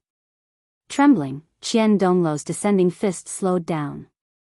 Taking advantage of his opponent's pull, Qian Donglu pounced like an eagle, his right hand clenched into a fist and struck his opponent's wrist diagonally, avoiding the point of contact. During this process, his eyes lit up like lightning. The crown on his head fell apart, and his hair spread out like needles. Countless silvery white strands swam through his hair. It was a long story, but in reality, it was a change of pulling and pouncing. Qian Donglu didn't hastily respond with a big move of the same level. Instead, he went back to basics, using the simplest of punches and kicks to neutralize and counter, turning something rotten into something magical. With this move alone, he lived up to his title as the warrior sage. Boom! In an instant, the airflow expanded and swept outwards violently. Lu Qing, Lu Yan, and the rest felt their vision go dark. When the light returned, they saw that Qian Donglu's right arm was bent at an odd angle, with bones protruding from his skin. It was a hair-raising sight. The Dragon King, on the other hand, was spasming visibly from his right wrist. The closer it was to his wrist, the more intense the spasms were. His left fist, which had absorbed Qian Donglu's heavy purple flames, dissipated, but Qian Donglu managed to grab hold of the last bit of strength. The goshawk flew backward and then charged forward. It was as if there was an invisible rope between the warrior sage and the Dragon King. In the background, several drones in charge of broadcasting were affected by electromagnetic waves and heat waves. They were either directly damaged or malfunctioned and fell to the ground. Pulling on the rope, Qian Donglu tightened his body in midair, lowered his waist and shoulders, and crashed into Chinchitao's chest like a meteorite. Crack! Although the Dragon King hurriedly retracted his left arm, expanded his chest and abdomen muscles, and ignited a thin fire shield, he was still knocked out of his stance. His joints were bent and his chest bones were broken. Bang! He flew backward, his back colliding with a high-voltage electric pole. He broke the pole and flew up, tearing apart several wires. BZZT BZZT BZZT. The high voltage penetrated the air and drew out electric arcs, creating a scene of fireworks in midair. With a successful move, Qian Donglu's feet finally landed on the ground. He lowered his waist, bounced up, and appeared beside Chinchitao. He was so fast that it was like a flash of lightning, arriving at almost the same time as the sound of breaking air. This speed was only slower than the transient steps. The fourth style of the thunder sect, swift thunder. If not for his injuries, the warrior sage could also exceed the speed of sound with his full strength. This was why the warrior sage was called the warrior sage. He could quickly pick up, master, and come up with new ideas. He was different from his predecessors. Once he understood something, he would be able to understand it all. Almost all the martial artists of the same generation as him had tasted despair. Bang! Amidst the explosion, Qian Donglu's already charred and tattered white robe was torn apart. He shook his left hand, turned his fist into a palm, and pressed forward. The green lightning in his palm formed a talisman, like a seal of thunder, containing a sense of danger and terror. The fifth style of the Thunder sect, Universal Green Book. This move was mainly used for paralysis. It could mix lightning into a thunderball and create an explosive force in the electric shock. More frightening was that it could affect and manipulate the lightning of the natural world and the enemy to a certain extent. Don't fight Shangqing sect physical invulnerability experts in thunderstorms. Don't fight Shangqing sect disciples unless there's a difference in realm and level. These were the two universally recognized rules in the Chinese martial arts circle and even the entire world's supernatural realm. Back then, Vagar took advantage of the fact that he was close to physical invulnerability and stronger than Peng Liyun to launch a surprise attack to break the prejudices of his predecessors. In the end, not only was he heavily injured, but he also helped Peng Liyun make the great leap. Bang! Qin Chitao's expression was resolute. He didn't admit defeat. Even though his sternum was almost completely broken, it didn't stop him from punching with his right fist, using Emperor Yan against Green Book. At the same time, his broken left arm drooped down. With a shake of his shoulder, he used the injured area like a whip, whipping out a cluster of purple flames that burned close to the ground. It swam silently, but danger lurked within. Bang, bang, bang. The warrior sage and dragon king kept switching positions, engaging in close-range combat. At times, the purple lightning and green lightning would increase, and at other times, the flames would wreak havoc. If Dragon King was below the inhuman stage, he wouldn't be far from death. Even at the inhuman stage, he would have lost most of his combat ability. However, he was still fighting hard, repeatedly using force concentrations. There wasn't a hint of pain on his face, as though he had lost his senses. A few minutes later, both of them reached their maximum speed. Their figures separated again. Qin Chitao crashed through 3 high-voltage electric poles and landed outside the designated battlefield. Qian Donglu's hair was messy and smoking. There were several wounds on his body. Purple flames danced in his mangled flesh, turning the surroundings pitch black. The referee stood in the distance, raised his right hand, and shouted, "The warrior sage wins." Qin Chitao took a deep breath. Finally, a pained expression appeared on his face. Frowning, he extended his right hand and realigned his bones, connecting them one by one so that the terrifying recovery ability of a physical invulnerability expert could take effect. Turning around, he straightened his back in his tattered navy blue martial arts suit and walked towards the away team seats. Lu Cheng, on the other hand, had already stood up when the referee announced the result. "Your opponent is him," said Qin Chitao in a deep voice, flames dancing in his eyes. Lu Cheng realized that he had subconsciously moved to the side in an attempt to welcome Dragon King. He didn't enter the arena, and directly started the second round. At this very moment, Qian Donglu was realigning his bones with great familiarity. Although this wouldn't allow him to recover immediately, it would at least lessen the pain and not affect the rest of the match. "Yeah, I have to hurry. I can't give the warrior sage more time to heal." Lu Cheng retracted his gaze and raised his right hand, as though he was going to high-five Dragon King before rushing to the battlefield.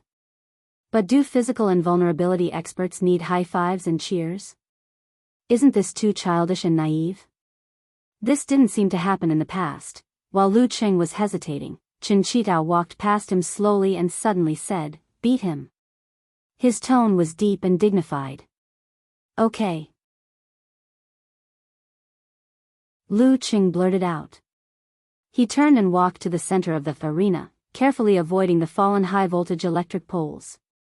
Qian Donglu's right arm hung limply, but his body wasn't floating in the air. He stood there, looking devastated, but leisurely, smiling as he waited for his opponent to approach. Lu Cheng's heartbeat quickened. This was a 1 in 1,000 years martial arts genius. Other than the taboo Mighty One, he was the man closest to that domain, a terrifying Mighty One who had traumatized many physical and vulnerability experts. The scariest thing was that he was only 33 years old. He was at the peak of his mental, physical, and experience.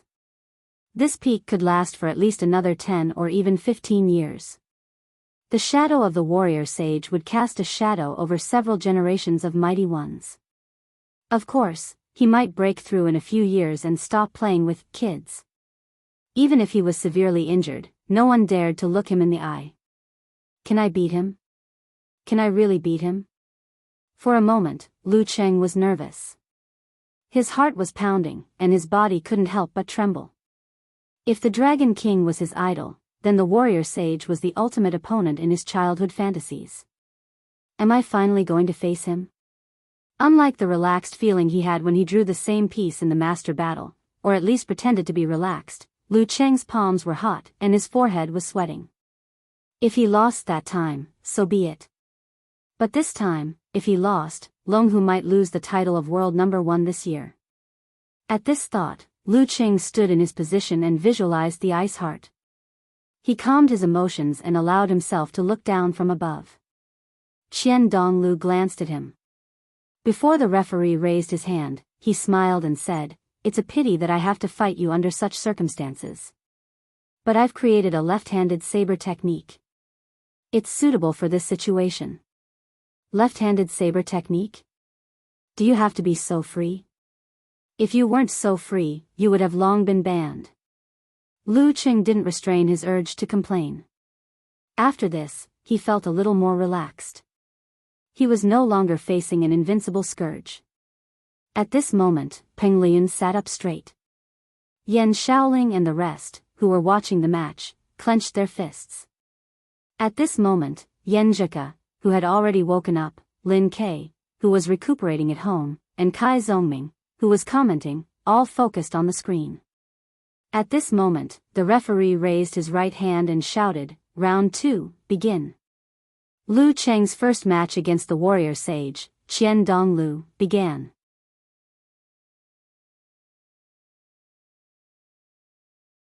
Chapter 667. As soon as the referee finished his sentence, Lu Cheng gathered the faint purple fireball he had prepared earlier. It circled around him like a satellite that could attack and defend on its own.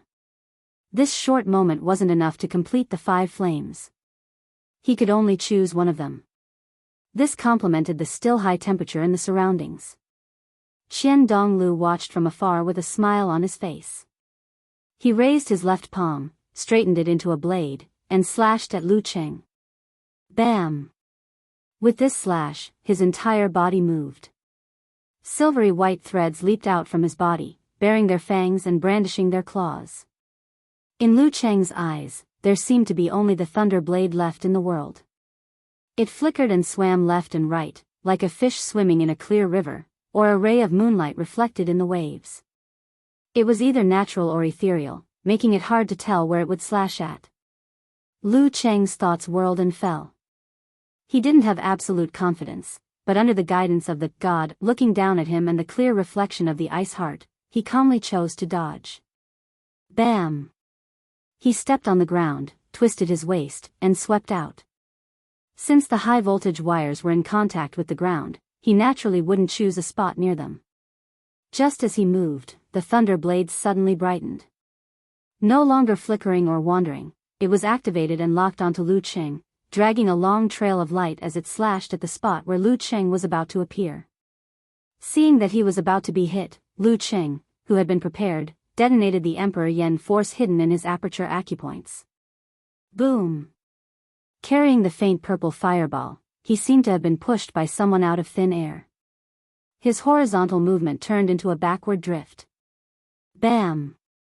Lu Cheng was vaguely stimulated, his hair standing on end.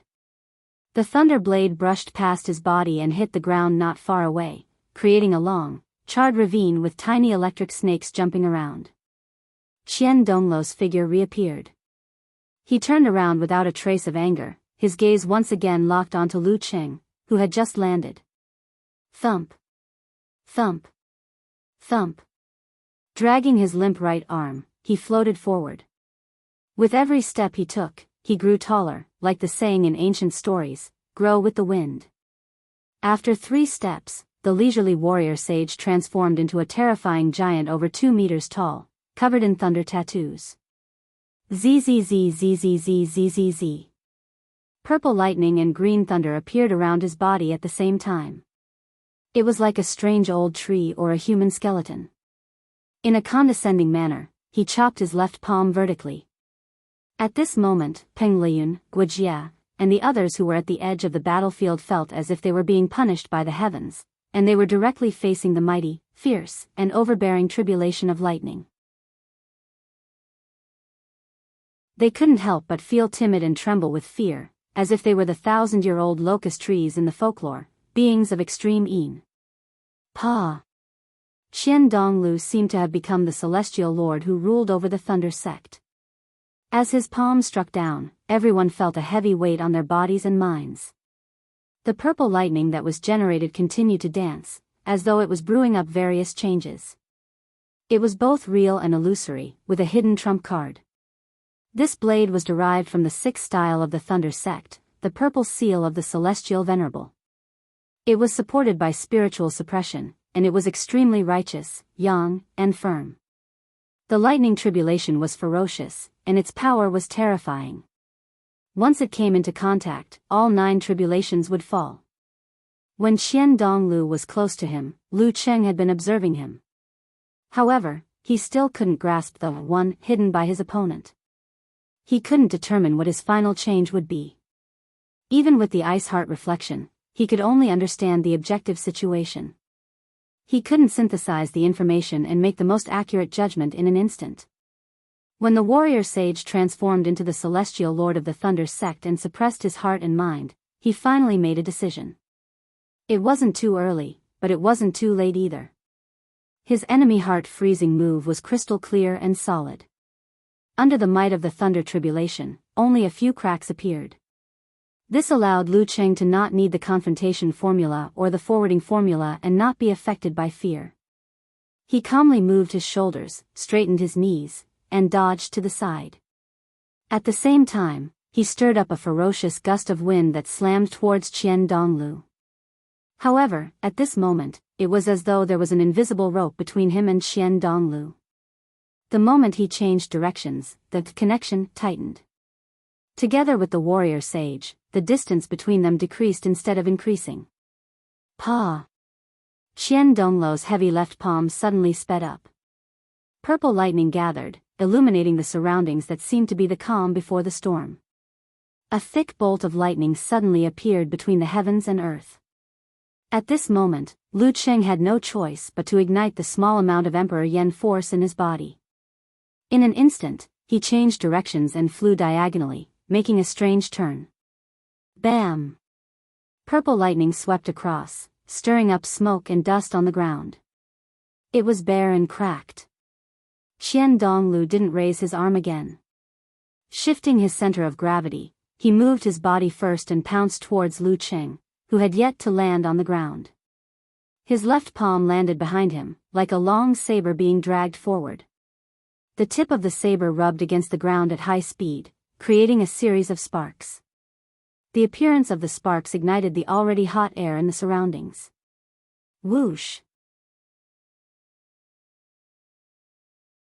Within a radius of 20 to 30 meters, a single spark started a prairie fire. Crimson flames roiled as Qian Donglu's saber leaped towards Lu Cheng, who was in midair. Since ancient times, lightning strikes were often followed by fire. The Shangqing sect had deep knowledge in this aspect. The third move of the Thunder sect was called Divine Golden Flames. Other than being an explosive technique to squeeze out one's potential, it was also the study of lightning strikes and fire burns. At this moment, Qian Donglu had cleverly used the fire sect battle environment created by the Dragon King. Crack! The flames in midair burned through 2 high-voltage wires. They swung downwards, dragging bright electric arcs that pierced through the air. They whipped towards Lu Cheng from both sides.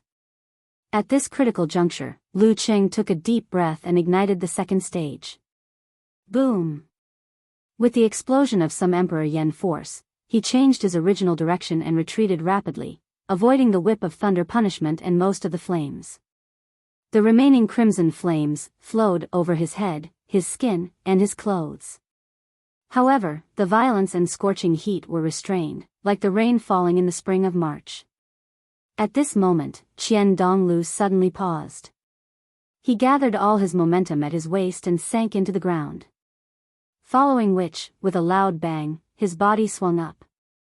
Against the cracked ground, he flashed to Lu Cheng's side at lightning speed, taking advantage of the fact that Lu Cheng had almost exhausted all his moves and was in mid-air, where it was difficult for him to exert his strength. Accompanied by the explosive wind, Qian Donglu straightened his left palm and chopped forward. The rising silvery white light made Lu Cheng's eyes sparkle. Lu Cheng couldn't care less. He turned sideways, swung his arm, clenched his fist and hammered downwards. The faint purple fireball around him whizzed out. Bzzzt. Qian Donglu's palm vibrated mysteriously. Like a hot knife cutting butter, he silently split the faint purple fireball into two halves. The halves fell to the surroundings and then exploded. After the split, he used up all his momentum and retreated with the force of the rebound, causing Lu Cheng's fist to hit empty air. Bam! The moment he retreated, he stomped on the ground with his right foot. Like a spring that had been compressed to its limit, he fiercely slammed his body sideways. This was a variation of the second chop. The palm was the knife, the body was the knife. The small knife broke the defense, while the long knife took the life. Just by looking at these few moves, Qian Donglu was a master in the way of the knife. He wasn't much weaker than the god-slaying knife, Lu Yongyuan. To him, the principles of martial arts were interconnected.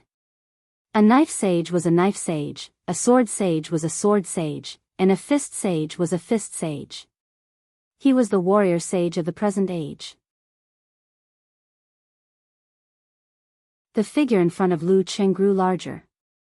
Without time to do anything else, he pulled up his arm and formed an ice wall beside him. Bam! Amidst the loud collision, there was a cracking sound. Lu Cheng, who didn't have a foothold in midair, flew backwards and crashed into a high-voltage electric pole. The pole broke.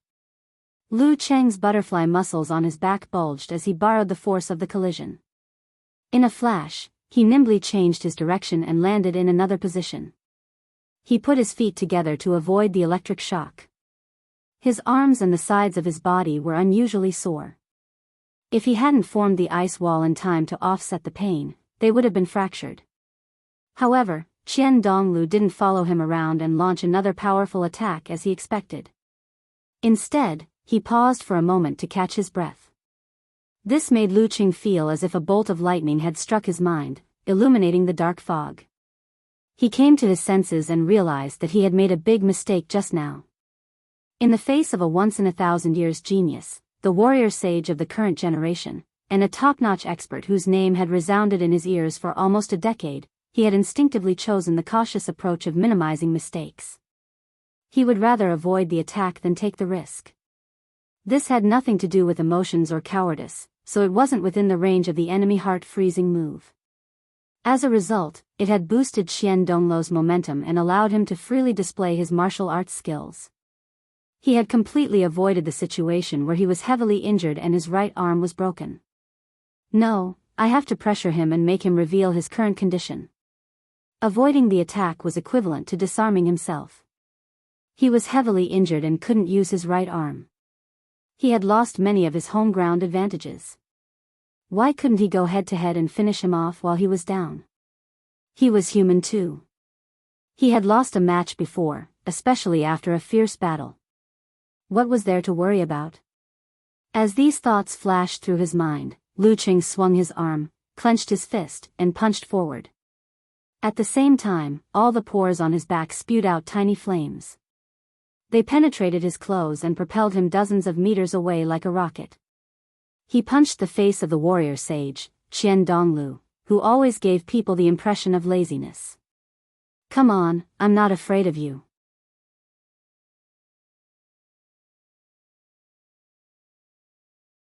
Chapter 668.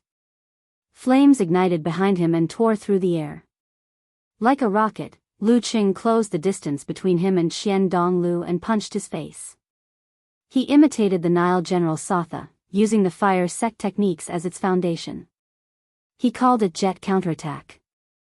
The shadow on his face grew heavier and the fist in his eyes grew bigger. Qian Donglu suddenly smiled and took a deep breath. His body swelled again, his muscles propping up his tattered clothes. Through the cracks, his pulsating veins, bronze skin, and lightning patterns outlined by a silver pen could be seen. Qian Donglu clenched his left hand into a fist, sending out bolts of purple electricity from his joints and muscles. This stimulated his body like a simplified explosive secret art, but it also contained a dangerous aura. Bam! He swung his shoulders and punched. Attack against attack. Boom! The exaggerated contortions of his muscles and bones were drowned out by the tumbling airwaves and the exaggerated sound of the collision. Purple electric sparks flew everywhere. Against such a backdrop, Lu Cheng's body swayed and he took 2 steps back. The Thunder Sect's martial arts were known for their ferocity. After a long battle, the heavily injured Qian Donglu was still slightly stronger than Lu Cheng. Bam! As Lu Cheng retreated, Qian Donglu immediately rushed forward. His left leg stepped out and his right leg tensed to deliver a low kick, no higher than the knee joint. Lu Cheng's right fist was still numb from the electric shock. His opponent's movements were swift and fluid, giving him no chance to use force concentration to neutralize the effects. Lifting his hip, spreading his leg, and tensing his knee, he could only match a low kick with a low kick. Bam! As the 2 feet collided, both shoes shattered into flying butterflies, some burning with purple flames, some entwined with electric sparks. Lu Qing swung his left leg back and took a large step back, widening the distance between them. As Qian Donglu closed in again, he outlined a large ancient word in his mind. He didn't use any hand seals, but used it in a simplified manner. Formation. A deep, authoritative voice reverberated. The surrounding airflow immediately constricted and solidified, like invisible shackles, trying to bind his opponent. At this moment, purple electricity flashed between Qian Donglu's eyebrows. The terrifying aura of a heavenly tribulation filled the air again, suppressing all unnatural things. The illusory lightning swept across, and the mysterious air disappeared in an instant. Before the air cage could take shape, it had already vanished. Lu Cheng was well aware of the uniqueness of the Thunder Sect. He didn't expect the simplified formation formula to have any effect, but he seized this brief moment to recover his qi and blood and paralysis. His Dan force gushed out. Instead of retreating, he moved forward. He swung his right arm, which had returned to normal, and hammered his opponent vigorously. A thin layer of purple flame rose and covered the surface of his fist, giving it a heavy feeling. At the same time, he hid his strength in his left shoulder and was about to launch a series of slashes. He was going to inject needles crazily into the martial saint, who only had one arm to use. He was going to maximize his advantage. Facing Lu Cheng's attack, Qian Donglu suddenly lowered his body. Like an agile monkey, he changed his position slightly and positioned himself in front of Lu Cheng's right. This made it difficult for Lu Cheng's follow-up left punch to land. Crack! Turning his left palm into a knife, Qian Donglu raised it and chopped at Lu Cheng's right wrist. Purple flames flowed from the cut, and electric sparks shot out. Without waiting for Lu Cheng to turn and punch with his left fist, Qian Donglu used the momentum of the downward rebound to bend his left arm. With a bam, he hit his opponent's chest with his elbow. Lu Cheng's prepared left arm swung and turned his fist into a palm. He blocked horizontally and barely caught the martial saint's elbow joint. Even so, the back of his palm was pressed against his chest, making him feel suffocated. Lu Cheng couldn't care less about this. His hair stood on end. Without thinking, he circulated his qi and blood to stimulate his body and executed the simplified, fighting, formula. His muscles swelled. With a shake of his left palm, he shook Qian Donglu out. At this moment, his opponent had smoothly retracted his arm. He changed from a bump to a lean, using a long saber after a small knife. Boom! Qian Donglu, who had been thrown out, leaned against the air. His invisible force produced a sound akin to a sonic boom. Lu Qing couldn't help but feel lucky. If he didn't have the ability to detect danger and reacted half a beat slower, he would have been hit head-on and followed in Dragon King's footsteps. Qian Donglu had done all this with only his left arm.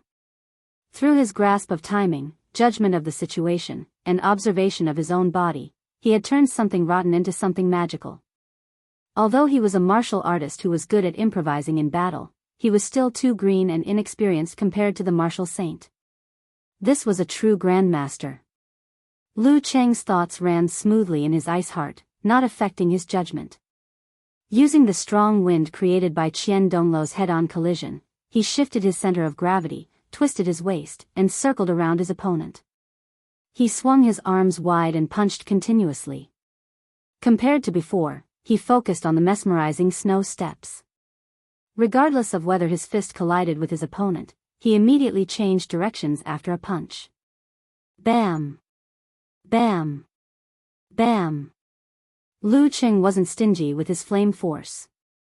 Purple flames covered the surface of his fist and sputtered out continuously. This raised the temperature of the surroundings once again, causing both parties to breathe in scorching air. This was the application of Fata Morgana, suffocating hell. Just as dark clouds gathered overhead and the magnetic field on the ground intensified, Lu Qing took the initiative to change his move. He hit the martial saint with a scorching punch and ignited the scorching air. In an instant, he and Qian Donglu were completely immersed in a sea of flames. Flames billowed around them, making it look like hell. In such an environment, Lu Cheng's skin wasn't charred, and his clothes only started to curl. The flames surrounded him but didn't hurt him, making him look like the Emperor of Fire. In terms of fire control, he was confident that he could completely suppress the martial saint. In such a battle, the difference was obvious. Qian Donglu naturally wouldn't sit still and wait for death in the sea of flames.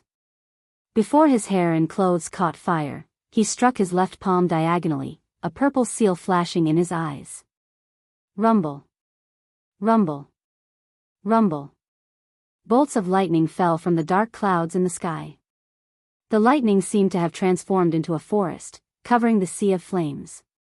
Expressionlessly, Lu Qing condensed a layer of pure ice and withstood a lightning strike. He stepped closer to the martial saint and punched out. Qian Donglu shook his left arm, reached out, and grabbed. Then, he broke the tendons and dislocated the bones. At this moment, the sea of flames was extinguished, and the dark clouds dispersed. Poof! Just as Qian Donglu's palm grabbed Lu Cheng's fist, he suddenly felt a bone-piercing cold. A thick and translucent layer of ice started from his fingers and spread rapidly to his body. Lament of the Ice Queen. After keeping the fire force away from his body, Lu Qing didn't need to use force concentration to balance the Lament of the Ice Queen. This was the result of his experience after the master battle and the changes he had prepared for today's match. Seeing that he was about to be sealed in ice, Qian Donglu suddenly twisted his arm and leaped into the air, spinning at high speed. The drill bit was his 5 fingers that were frozen in the ice. Bzzzt bzzzt bzzzt. Silver snakes of lightning spurted out, forming an illusory electric drill. In a breath, it split the thick ice wall.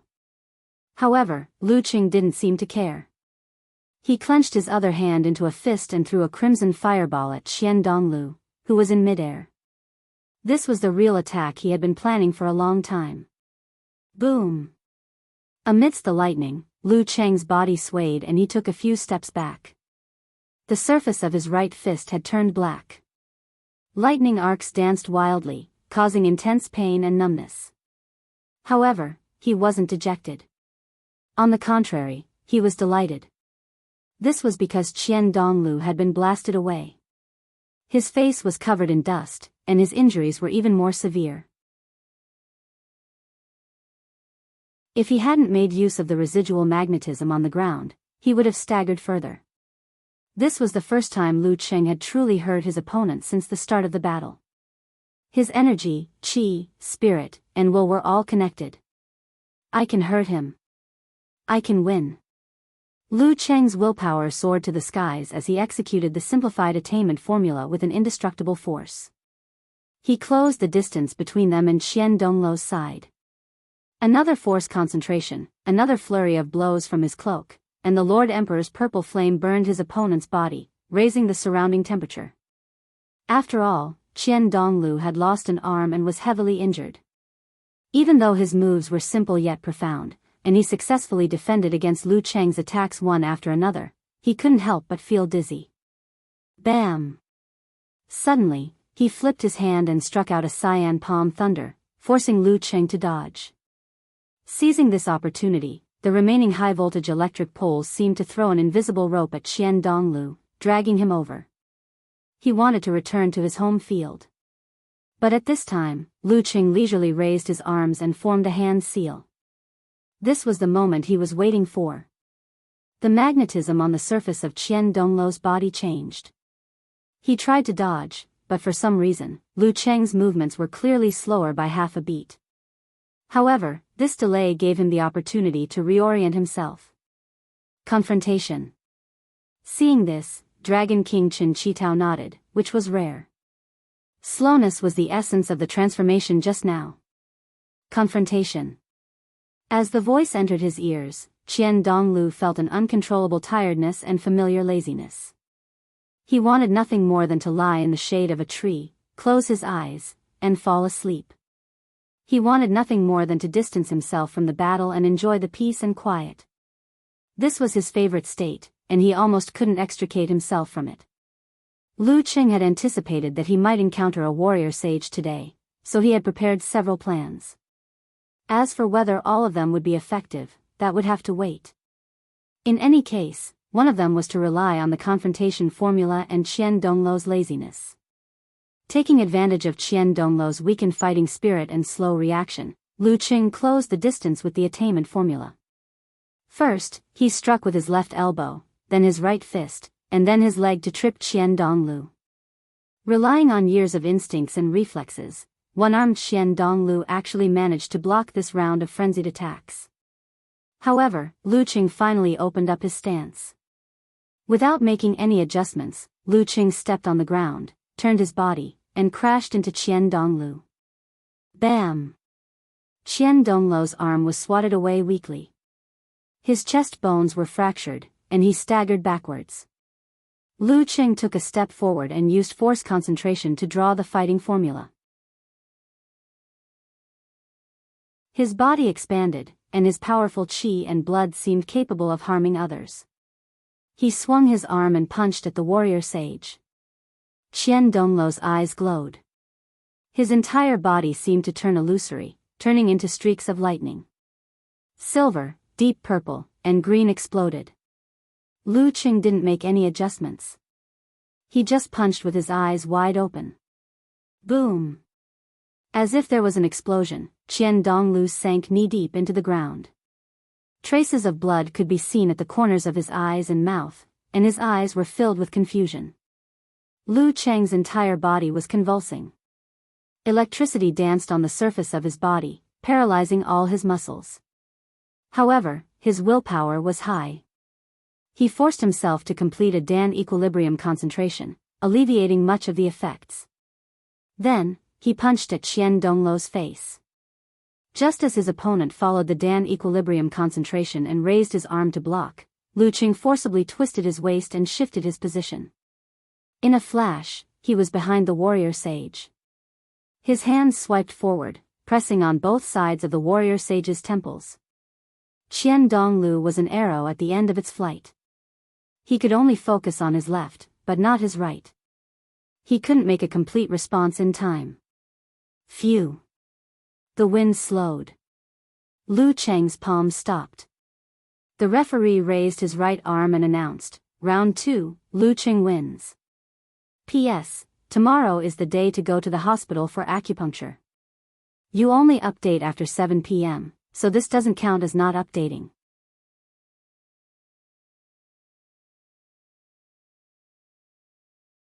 Chapter 669. Second round, Lu Qing wins. As the referee's voice entered his ears, Qian Donglu's slightly arched figure was reflected in his pupils. Lu Qing was momentarily dazed, as though he had just experienced a vivid dream. I won. I really won. I really beat the warrior sage, whose name had shaken the world for almost a decade. Even though he had fought a tough battle and was heavily injured, he was still a matchless mighty one who no one could compete with except for the Dragon King.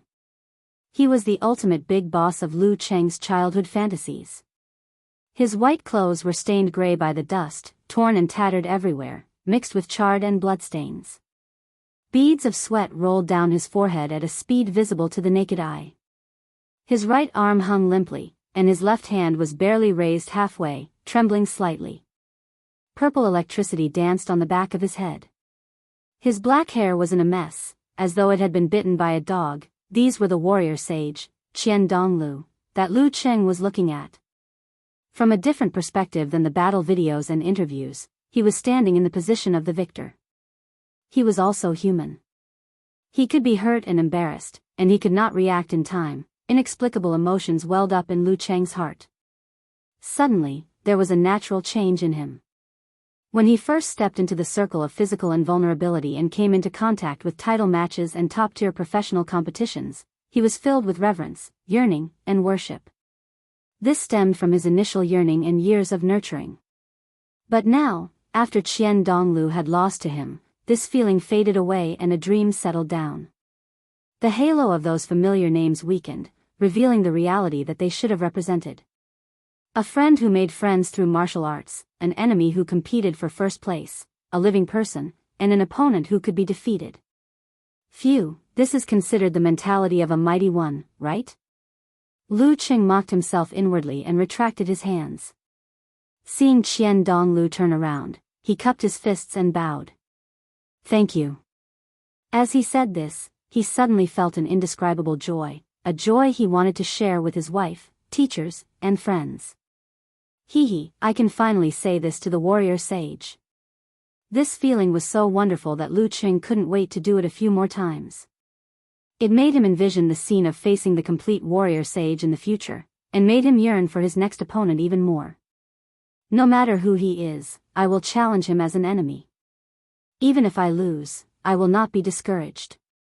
I will be crazy for victory. Qian Donglu sized him up and saluted him with one hand. His lips curled into a mechanical smile as he walked towards the Shangqing sect's seating area. This kind of reaction makes me happier than saying, not bad. Lu Qing thought as he seized the time to recoup his qi and blood, reducing the main negative effects of paralysis and uncontrollable nerves in preparation for facing the second mighty one of the Shangqing sect. Who is he? What was he better at? As the thought flashed through his mind, Lu Qing suddenly froze. He realized that he had no impression of the second physical invulnerability fighter from Shangqing sect. Who is it? Why didn't I pay attention to it? At the same time, in the Longhu Club's area, Chen Qitao was still sitting upright. However, the gloominess on his face had lessened significantly. Ning Zitong, on the other hand, heaved a sigh of relief. She had more confidence in her future development. After the battle with the warrior sage, Lu Qing's mentality should have changed greatly. Completing the exhaustion mission was no longer a luxury. Not bad. Coach Lu Yan said in a low voice. In the Shangqing sect's area, Peng Liyun didn't let his mind wander the entire time. Instead, he put himself in Lu Qing's shoes and focused on watching the match frame by frame. When the match ended, he fell into deep thought, considering what he would do, how he would respond, and if he was as good as Lu Qing. He didn't notice that someone beside him had stood up. Round 2, Lu Qing wins. The sky was just starting to brighten. Yan Zhika suddenly raised her arms and opened her mouth as though she was about to shout. However, as soon as the sound reached her throat, she came to her senses. She covered her mouth with both hands, causing her excited shout to become fragmented and unpleasant. She was in the hotel arranged by the Financial Summit Forum. Her female classmate was still fast asleep on the bed beside her. I almost lost my composure. I almost became an uncultured person. Yenjika stole a glance at Jennifer and stuck her tongue out slightly. She looked like she had almost been caught doing something bad. She looked back at the screen and quickly took a screenshot before the image changed too much. She studied it carefully a few times, copied it with shallow dimples, and sent it to her own email. She took out her computer and booted it up. She opened the hard drive and found a folder titled Fortune Favors Fools. She pasted the screenshot she received into it and downloaded the video resources that had already appeared. She looked up and saw titles such as, A Husky's Physical Invulnerability Preliminary Match, Silly Ching Really Defeats Peng Liyun, and so on. After a few seconds of silence, she renamed the new video and screenshot with sparkling eyes. One was, Warrior Sage for the First Battle, and the other was, Cheng is Awesome. She pursed her lips and looked out of the window. Suddenly, she let out a soft, "Aya." She almost forgot that this wasn't a title match. Cheng still had a battle to fight. Yenjika nodded solemnly and picked up the tablet. Who is my opponent? Second round, Lu Qing wins. Kai Zhongming had forgotten to complain about the boring commentary. He stared blankly at Lu Cheng's palms resting on Qian Dongluo's temples. It was as though he was trying to break down the scene into countless small sections, find traces of Photoshop, or memorize it in his mind. When Lu Cheng made the great leap and achieved physical invulnerability, Kai Zhongming had a similar feeling. However, it was never as intense as now. Was the mighty one who was pressing his palms against the warrior sage's vital points really the same old-fashioned, cowardly, and unconfident friend of his? If anyone had dared to make such a prediction, he would have played a good joke on them. Even if he watched a person slowly transform and succeed, when he reached a level he didn't even dare to dream of in the past, would it still feel surreal and like a dream? Kai Zhongming took a deep breath and sent a bullet comment. My bro. The moment he said this, he received an intense response. The screen almost exploded with messages. My best friend. My big brother. My husband. My child's father. My father. Grandpa. Damn it, what kind of people are they? They're even more shameless than me. Kai Zhongming couldn't help but laugh. The second round, Lu Qing wins. Upon hearing this, eternal nightfall, Yan Shaoling immediately jumped up and took a perfect screenshot. She then posted it on the forum. I've succeeded in my first challenge against the warrior sage. What's the big deal? As long as you're in the top professional competitions, there will be a similar situation sooner or later. Unparalleled Dragon King pretended to be dismissive of Yan Shaoling's excitement. Yan Shaoling didn't mind at all. The beginning is always the hardest. After this, there will be a next time. Now it's the warrior sage with 30% HP. In the future, it will be 50%, 70%, 90% warrior sage, complete body warrior sage, explosive body warrior sage. Just thinking about it makes me excited. Are you? Are you playing a game? How can you say something like that? Brahman was shocked. Shivering emoji, I'm just applying what I've learned. When I think of the scene that will happen, I can't help but cry. Yan Shaoling changed her mind. Nyechichi. They immediately heaved a sigh of relief and said one after another, it's still stupid Ling. It's still Chao Zi with a touching IQ, alright, let's stop chatting. The third round is about to begin. Unparalleled Dragon King reminded them. Damn, I almost forgot. Yan Shaoling cursed. Who's the opponent? Brahman was confused. Probably. Unparalleled Dragon King glanced at the participant list. Taoist Wu Guang. Why do I feel like there's a typo? At this moment, Lu Qing had already seen his next opponent. His silver hair and black hair were split in half. He had a gentle temperament, neither tall nor short, neither thin nor fat. His looks were average and lacked any distinguishing features. Wu. Taoist Wu Guang. Lu Qing finally recalled this name from the depths of his memory. He remembered who his opponent was. The sect leader of Shangqing sect, the mighty one with the least sense of presence. Before coming to Sky Thunder Mountain, he had watched many of his competition videos and summarized many useful things. He had made preparations specifically for this. How could he have almost forgotten about him? That's right. What did I figure out? Why do I feel like he's ordinary and doesn't have any strong points? While Lu Qing was racking his brains to recall, Taoist Wu Guang was already standing in front of him with a long sword shining with a metallic luster. They were about 30 meters apart, surrounded by toppled high-voltage electric poles. Broken wires crisscrossed the ground and intersected with the remaining ones in the air. You're tuning in to the Dreamy Love Stories YouTube channel. Don't forget to subscribe and join us on this journey to catch the most captivating stories.